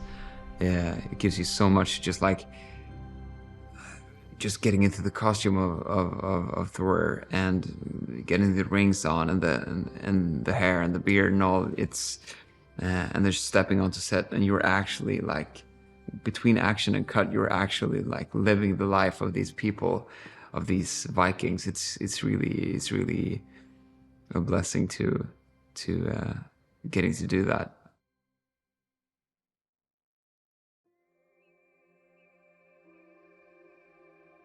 You haven't seen an epic revenge story until you've seen it through the eyes of Robert Eggers. That's sort of what I would say to people, and I'm very thrilled for people to see this beautiful and violent and poetic painting that Robert is painting. It's gonna be something that the world has never seen before, I think.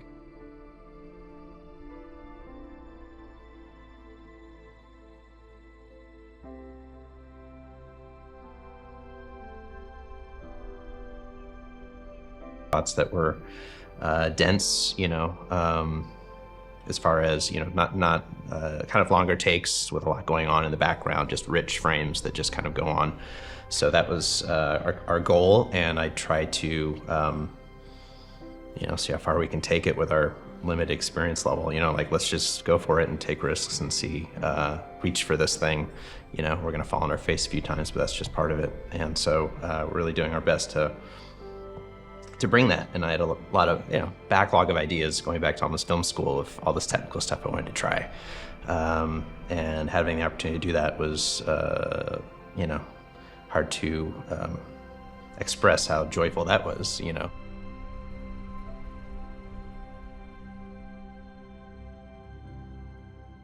Yeah, that was kind of the biggest thing. It's like, isn't, for me, invention, you know, like Craig, the production designer, had this research that was like really helpful to him, you know, Rob, what he did, Linda, but really, you know, being so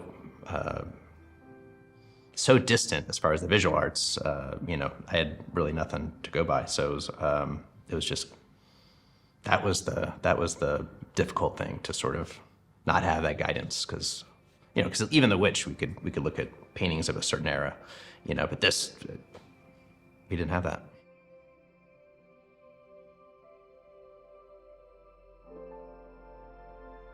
The reason you have these viewpoints is because, you know, Main Street and Haropsi like goes up like this. So how do you have these moving shots?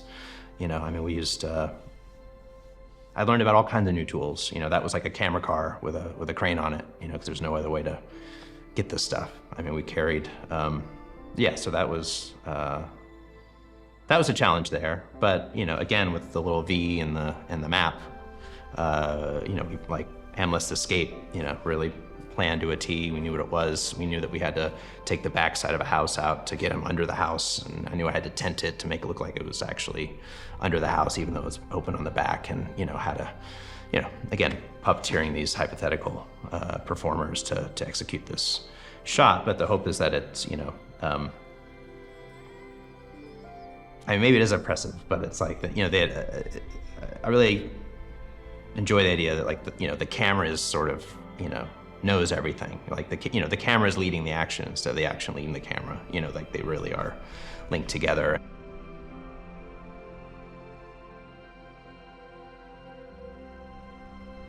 It was a lot of fun to devise that sequence, you know, and I'm very happy with it, you know, and it was daunting at first to sort of figure out how to do a raid as simply as possible, even though it's like, on the face of it, very complex, you know, but like, how do you have the camera do something simple with, like, but also depict so many layers of things going on. So, but again, having 7 months to figure that out, you know, that's pretty cool.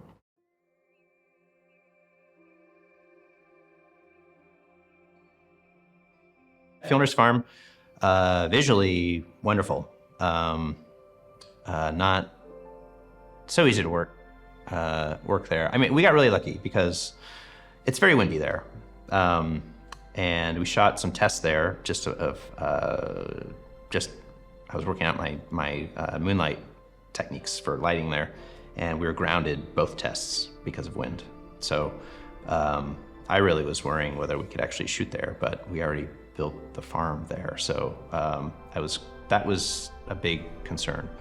I think if we actually shot on time, that would have been a real issue. But when we returned in August, I mean, it was just prohibitive, like stuff which cranes were, like the lighting frames were bending, the cranes were, you know, you just couldn't keep them up in the air. It was just so windy. So yeah, that was very concerning. But the fact that we went back in August, suddenly it was very calm and we could shoot there. And that may have saved us.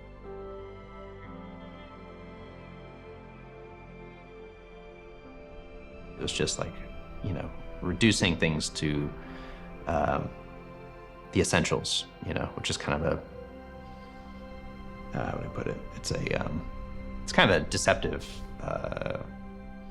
endeavor because you really have to think about it for a long time. Like, how do you pack all this information with all these characters and these abstract ideas of, you know, magic and following a fox the same time he sees his mother for the first time? Like, how do you sort of rearrange all this information into just nice, clean streams of information, you know? In less shots, you could sort of just kind of pick off stuff, but that's just not very, you know, it's kind of like I don't know, like something layered and complex, you know, whether it's food, wine, whatever, is just more satisfying than, you know, just sort of like little simple nibbles, you know? So, and I just wanted to try that, you know? So it doesn't mean that you have to do a scene in one shot. That's just, that can get academic, but something where you're really just, how many things can you fit into one visual idea, and still have it work?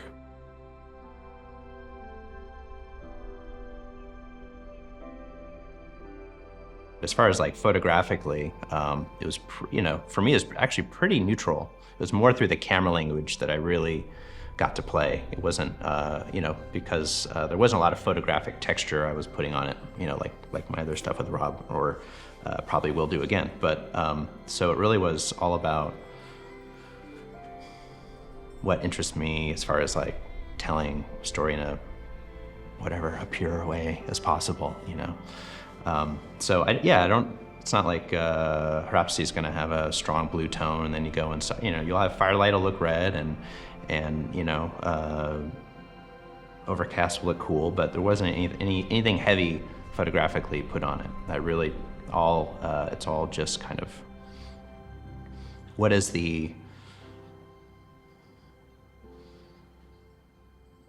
rhythm, what's the tempo of a scene, what's the feeling you have to, when you walk through a house, just the simple difference of how you pan, conveys a different feeling. It was like, little stuff like that, even though a shot could have 10 of those things, like, oh, this boom up just feels a certain way, or it just, I don't want to say it's like a dance, but that's kind of it. What's the tone through how the camera moves?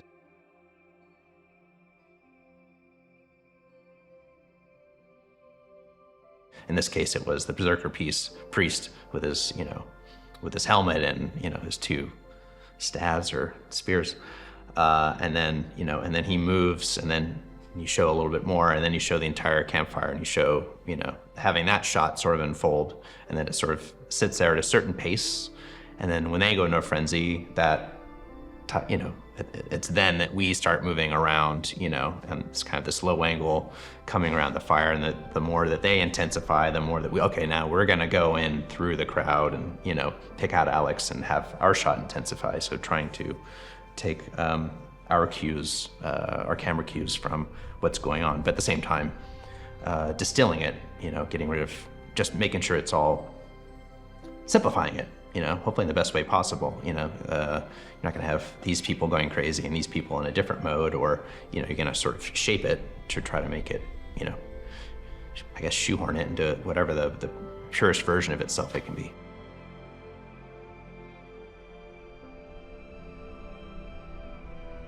It's nice having rules sometimes, like, we have Firelight, we have Overcast, and we have Sun. That's it, that's what you get. So having those rules, I kind of like. I mean, this was sort of extreme, like not having even a window to work with, but it's nice to be able to just, I guess, rule out, extraneous things early on.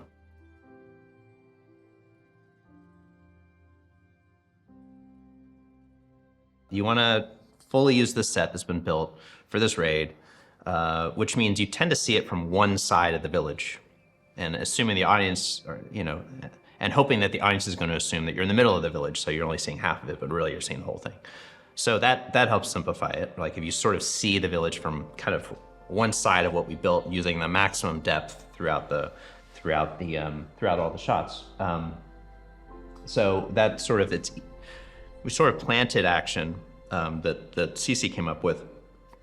We planted action that CC came up with around the buildings that were there, that Craig had there, and then we sort of, depending on what cranes were able to do, like, oh, this distance between this building should be a little shorter, and then we'll track, we'll compensate by tracking more in this next shot and whatever. So, so it just felt natural that, I mean, we always assumed it was going to be depicted as 4 shots, like we had 4 big action beats, or main action beats, and other like layers of secondary action beats. But each one of those would have been a shot.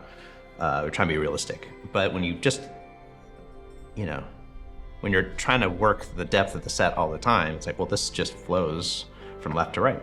Like, why do anything else? I mean, we had to have one cut to depict early on when he jumps off the palisade and lands on the horse. But that's the best way to tell it visually anyway. But other than that, we're just gonna depict a single take, and that to me is the simpler solution than trying to shoot multi-camera, and that's just how my brain works. I'm working with Cray to make sure the camera can get to A to B to C to D, fluidly, cutting pieces out, putting them back, Frankensteining sets back together, whatever we had to do.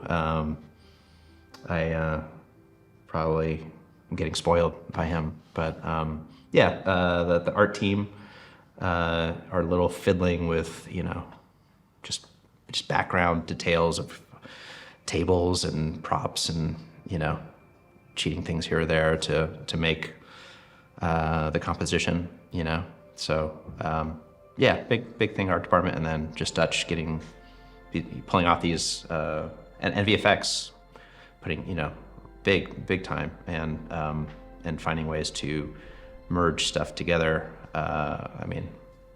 The raid and putting, stitches and things like the thatch of a roof, or, tilting down to someone about to be attacked and then tilting up and having it all blend together and feel like one piece. So it really was a lot of departments coming together, to pull this off. So, all these ridiculous ideas we had, would have been impossible without them. To bring, to sort of make it for grown-ups and to depict something. Hopefully it's more exciting because it is based in something real and something accurate, and carries the extra weight of not just flights of fancy, but an entire way of living and a way of a belief system, and feeling the anchor and the weight of that.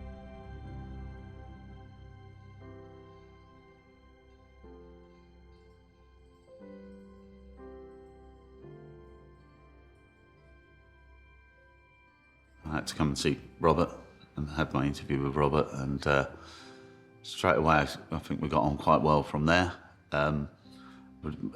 Initially we were talking about the sword fighting styles of the Vikings, and it's something I studied, as well as various other different skills, but and that was what the initial part of it.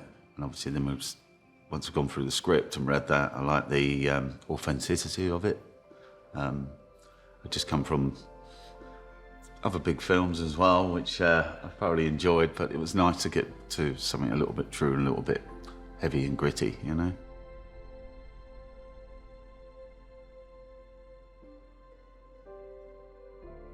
I knocked off the cobwebs of various things for Viking-style fighting and stuff like that, because we're all get used to swinging great big axes and smashing down walls with big, mainly big weapons, but actually the blades weren't quite that heavy, and and the fighting style itself was there's more finesse to it. There's things with the shields, rather than just banging onto the shield as protection, you use them to push the blade away and to deflect it. It's very much like fencing.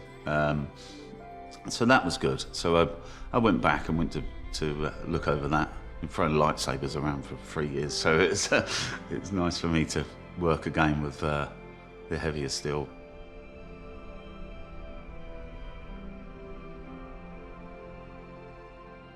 We was involved with Robert quite a bit. Normally we do previews of fights and then we show Robert, but we were literally upstairs from him.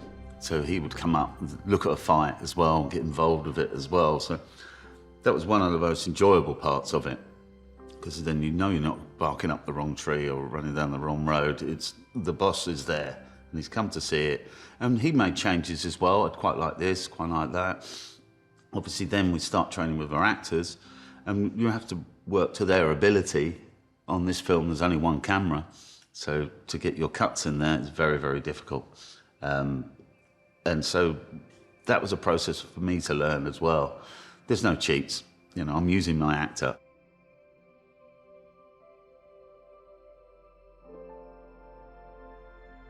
For some scenes, we spend quite a bit of time prepping the actors, ready for the scenes, like for the fight scene. Clace worked very, very hard. He would come in 3-4 times a week for a couple of hours with the guys and work with those. And Alex, whenever we could get him, because he was obviously so busy, and unfortunately because we closed down for a while, we'd already been training, but it was quite a big gap. And then it was a case we was up and running, so we grabbed him when we could. And they tend to, with Alex's, tend to land one on top of the other. So I didn't want to teach him something which is, before we taught him something else, so we can clear his mind and we move on. But he picked up a lot of stuff quite quickly. And you bear in mind that these are the actors and you watch them move, so you try and put the fights to suit them, not to suit your stuntman or some guy who's amazing with it, because it won't be them on the day. So it's their fight. So that was important. But they also went off and did horse riding and various other stuff. And obviously they'd be training. Training probably 4 or 5 times a week as well, because they're fit guys, you know, they put a lot of muscle mass on. And yeah, so they've been working. We had a gym here, they had a private gym elsewhere. Part of our sword fighting and our fighting lessons, but it's a big workout as well. So yeah, it's not easy on the guys or the ladies. You know, we've had our ladies come in and do fights as well.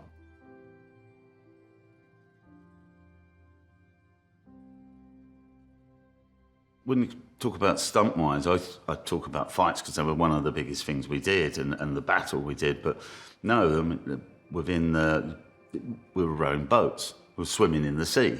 You know, it's not warm out here. And Alex did a great job in the sea. We also had our boat on stage with tip tanks, which are big, 3/4 of a ton of water coming down a chute and smashing into them as well. So let's time that right. Obviously, it sends them across the deck, and we don't really want that. So that was great fun. Special effects did an amazing job on that. They also had pots of mortar pots, which would fire water up as well. Obviously, anything to do with animals, horses, and dogs. You know, we had dogs attacks on it. We did in the village scene with dogs attacking people. We brought specialist handlers in for the attacks.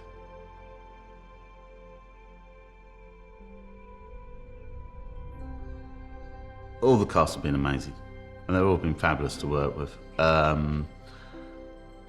Clace was fantastic, the amount of work he come in and worked and got himself in shape, and I know we've got on with him quite well.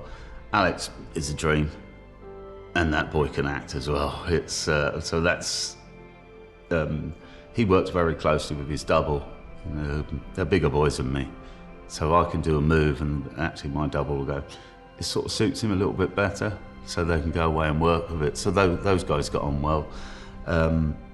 It was lovely to see Nicole. I worked with Nicole years and years ago, and she's still as good. An amazing actor. She's really turns it on. And it was amazing. I can't really put a finger on it. I didn't really have one bad one, to be quite honest.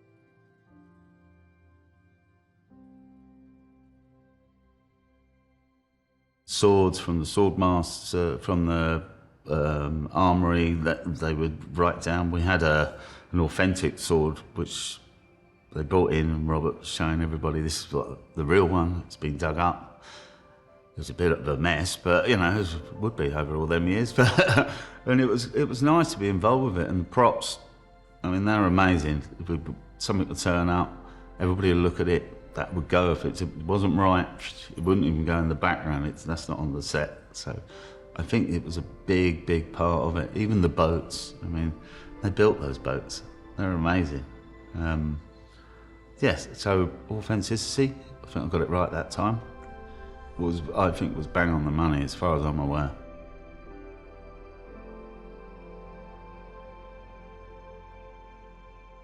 Working with Robert was an education for me.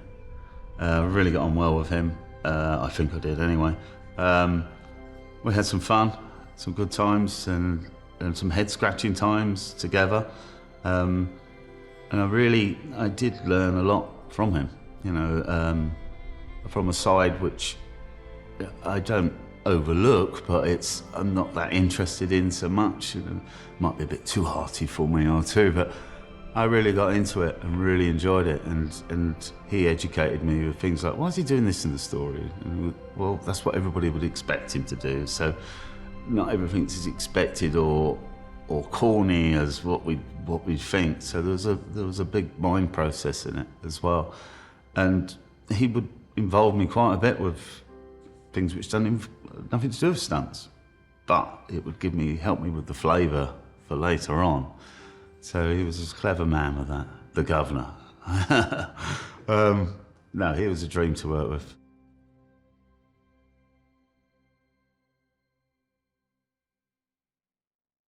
I'm hoping the audience will watch the film and see the depth of it.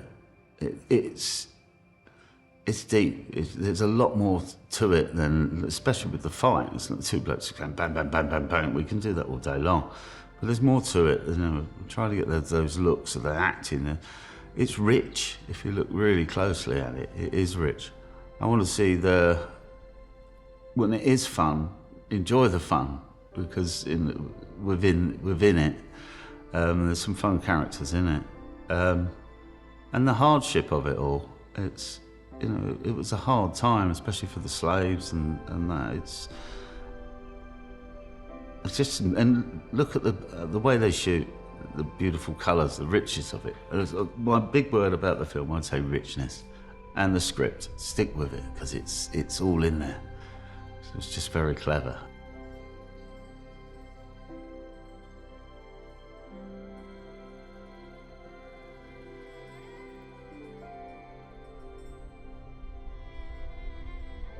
After reading the script for the first time, my initial thoughts were, this is quite large. It has 3 very distinct and different worlds, many characters in different levels of wealth. I thought, I better start reading the sagas. One of the challenges with researching the Northman, and I would imagine any Viking project, is the lack of written information. It's still an oral tradition at the period that this movie is set at, early 10th century. And it remains so actually for a few centuries after that. So even the sagas, which are fascinating and have amazing characters, they're probably about 300 years after, the period that we were looking at. So that was challenging.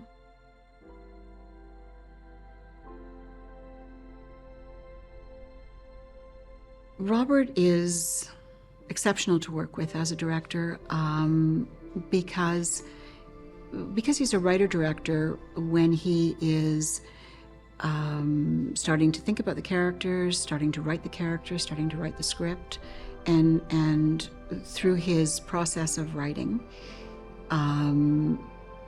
he does his own exhaustive research, and he does that so that he can, incorporate a lot of the movement, a lot of the what will end up being the sort of setting of the film into the script. So it's all there and it's embedded in the script. That's very rare. Initial conversations, it's for the first, in all 3 of these collaborations, and particularly with the Northman, because again, its size and the different worlds that we delve into. It feels kind of like I would like to have Elon Musk's neuro brain so that I could just basically plug into Robert and download all of the information that he has already sorted and, figured out for himself. We have very similar geek type proclivities.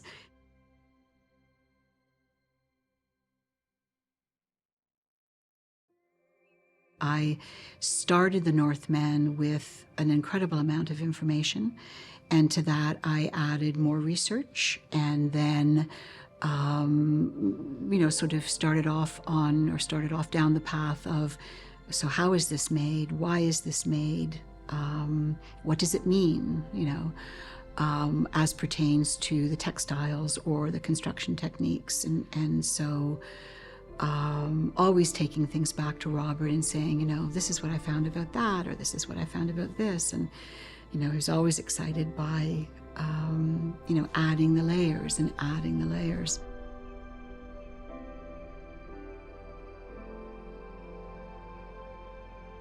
Both Craig and I are on, Robert's wavelength, and Craig and I speak together and speak with each other. And Robert is, I think, probably the conduit that keeps the information flowing back and forth. So no surprise when it all comes together, it seems like it's of a kind. I think that the Northman, it's thrilling yet again, as it was on The Witch and The Lighthouse, to stand on set to the side and watch the characters in situ and really feel transported.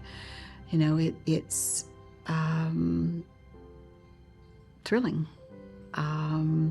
We all try to absorb information, detail, and then incorporate that into the designs so that the audience for these films really do not have to question what they're seeing.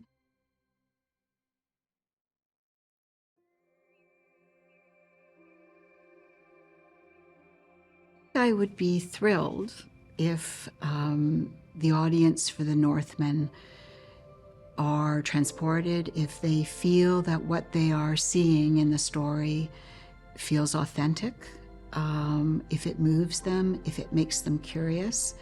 And I guess I hope that it might ignite a curiosity about what is really and truly a Viking aesthetic.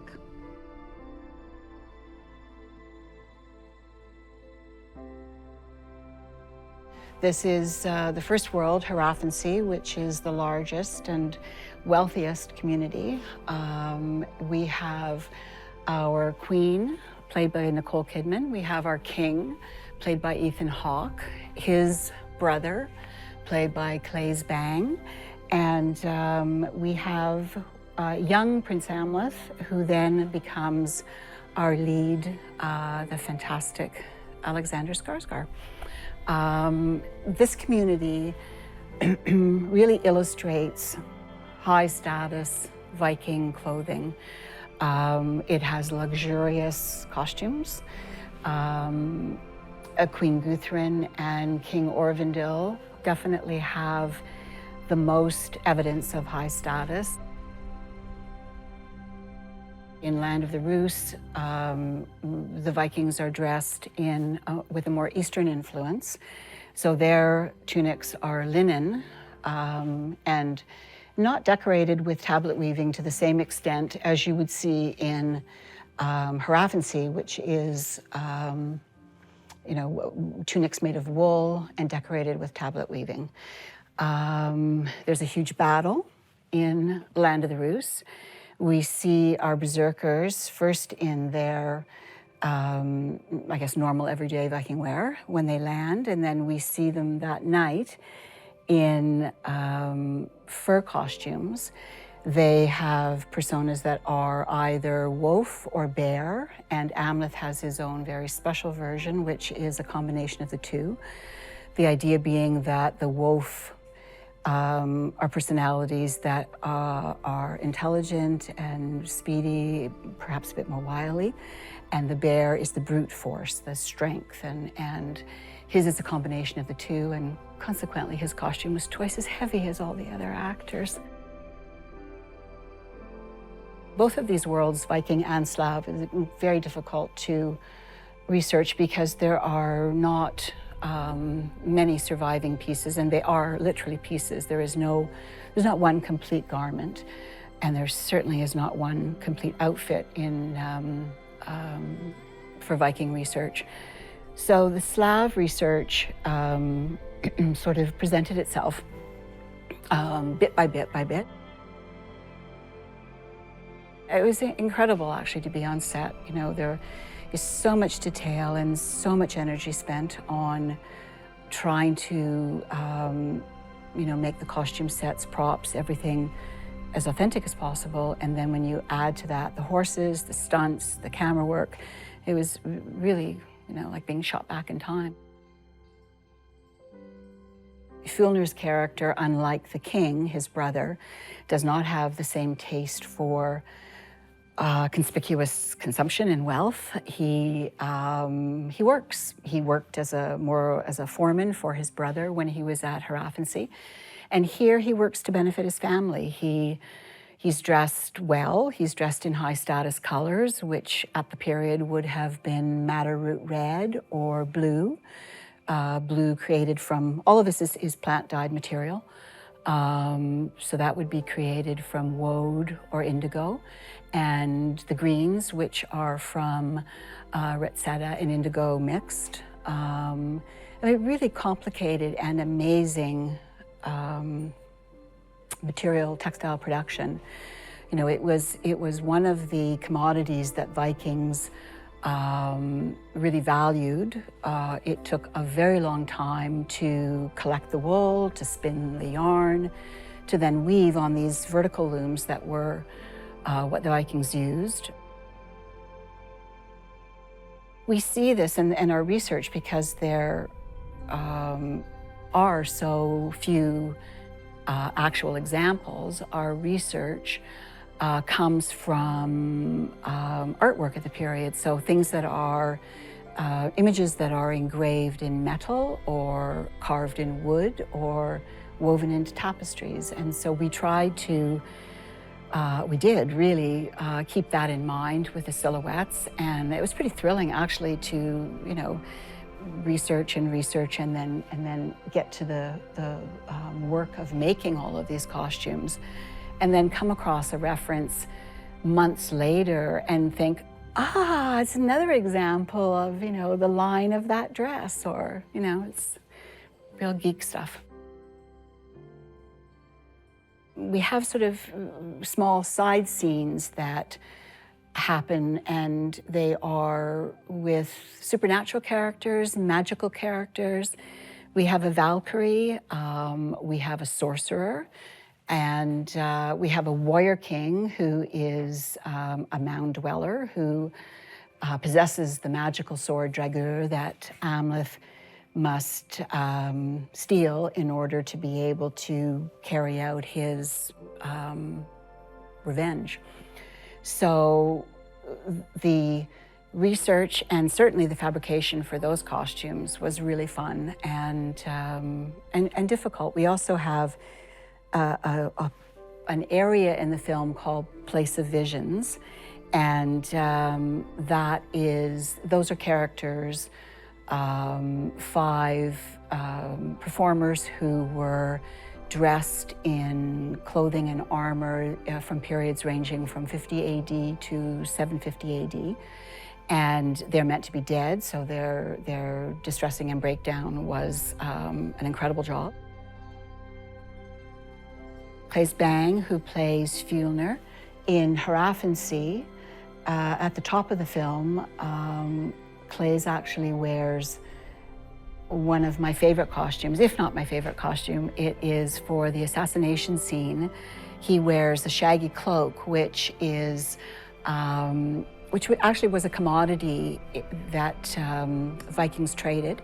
Its value came from the fact that it was made from the long hairs of the Icelandic sheep, the tog, and that was woven into a blanket, additionally to the wool that the face of the blanket was made from.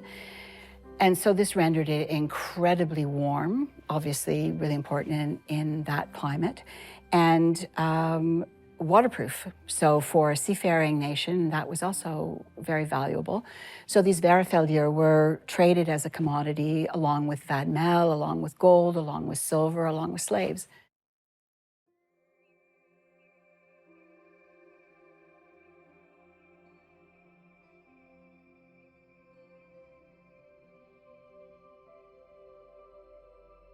Iceland is very unique in its topography and its landscapes itself.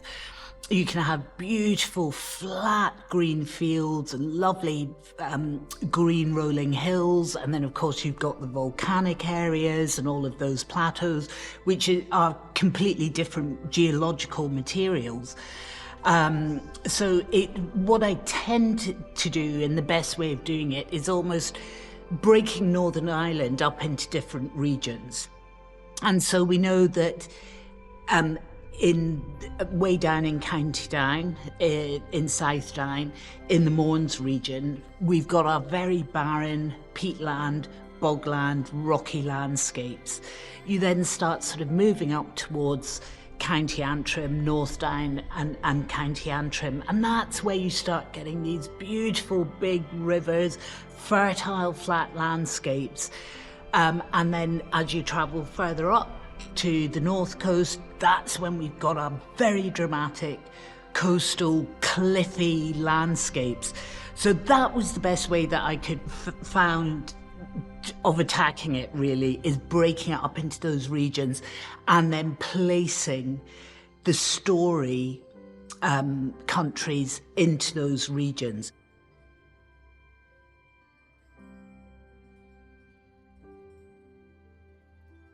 The North Coast penultimately turned into Rapsay, which was in Scotland. Now, of course, Tor Head, you can see Islay and you can see Scotland from Tor Head, where it literally, Northern Ireland has just broken away from the mainland. So very, very similar geological landscapes within them. So, and then the Mourne Mountains became more Icelandic because of its rockiness. It looked more barren and more like the glacial parts of Iceland. And the Ukraine land of Rus, that was the River Ban, Clandyboy Estate, Shane's Castle Estate, all of that sort of North Down and County Antrim.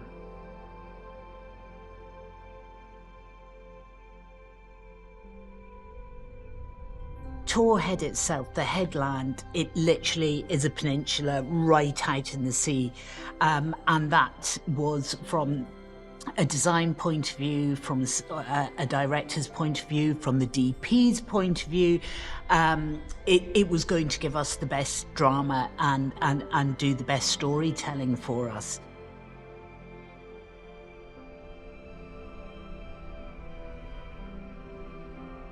Knockdhu itself, whilst you have, it's probably the most ancient and habitated area in the whole of Northern Ireland, in that since medieval times, since Neolithical times, you've had people living in that area.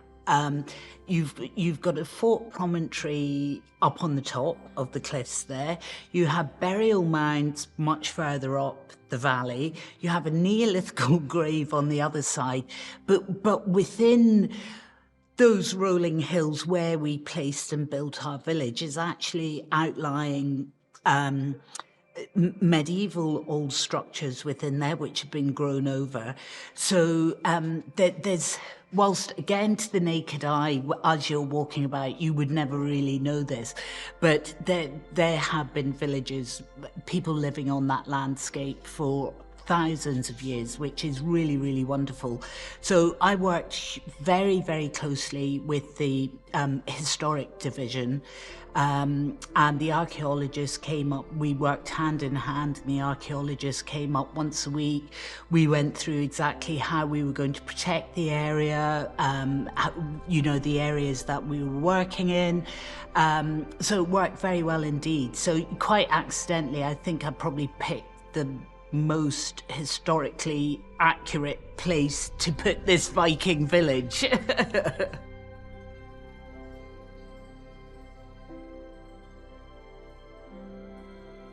We knew it needed to be the base of the mountain, but and something rocky. And I'd sort of looked around many quarries, and then I remembered there was one which was a black quarry, or very dark brown and black stone, basalt. So I thought, right, well, we'll go up here and have a look here. And thankfully, it worked perfectly. We were shooting it at night. It being a quarry, we were able to sculpt and redesign almost the rock faces within there. So Bog Hill was a gift, really. It really was, you know, because of the black basalt. It worked well.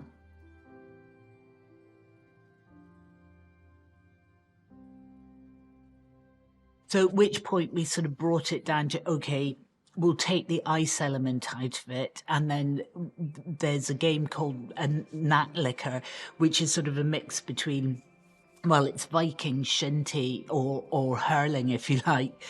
So it was up to me to find, we needed a 360 environment to shoot in, which was very difficult, which meant we did have to travel very far into the mountain. You couldn't come to a base of the mountain with a nice tarmac car park at the bottom. We had to keep on going, keep on going, keep on going. And we did a lot of looking and a lot of thinking. And then we basically came down to the crux that the Mourne Mountains is the place to be. But it's going to be difficult because we need to be right in the middle of these mountains. And there are only a couple of existing tracks, which were actually the existing old quarry tracks. There's Tracy Track, the track that goes into Hen Mountain, and another track which takes you through to Eagles Rock and Pigeon Hole, which... or up to Hare's Gap at the top. But I mean, none of these were tracks that were, you could get a 4x4 so far and then that was it. So I was faced with building a 3-mile road to get us into our location. And I think I threw absolutely everything at that location. Cast helicopters, equipment helicopters, building a 3-mile road, tractors and trailers from the farmers, quads and trailers and 4x4s, and it worked brilliantly.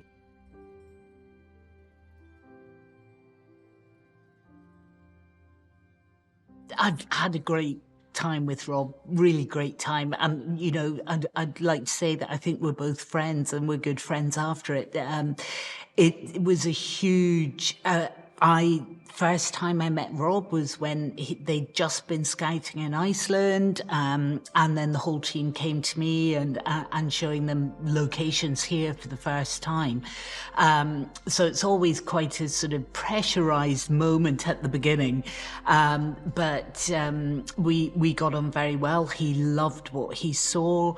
You know, he was obviously very clear in his vision of what he wanted, and he wasn't going to be sold short on anything. And if he felt the location that he might have been offered wasn't quite going the full mile, he would really push you to keep on looking, to keep on working, to keep offering up other options for him.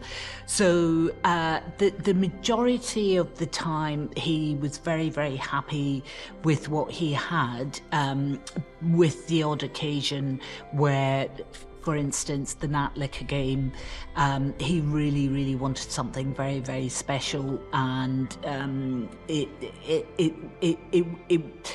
by that, it meant it was going to be a very remote location.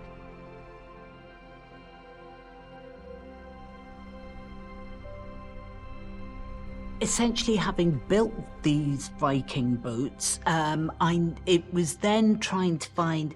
I knew the rivers which were going to fit with the locations that we had in Northern Ireland here, and immediately the Ban was the river that had fitted the land of Roos best.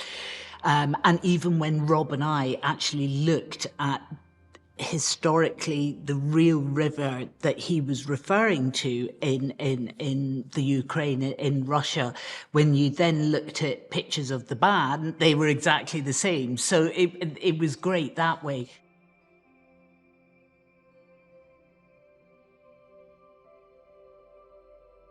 it was really lovely to do a historical piece, and the Vikings is a period that I've never encountered in film before, so it's been really interesting. And Robert and Craig are, gosh, they research everything to the absolute nth, and Linda, of course, as well, with her costumes, and everything is absolutely bang on and as it would have been and as it should have been in the Viking time. So it was really fantastic.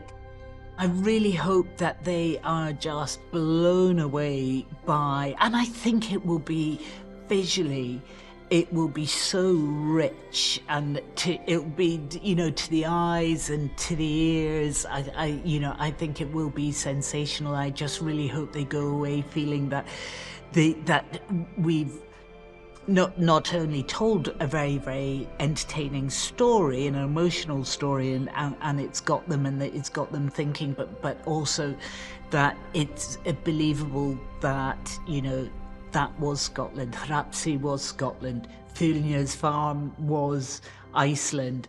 We were at the base of Mount Hekla.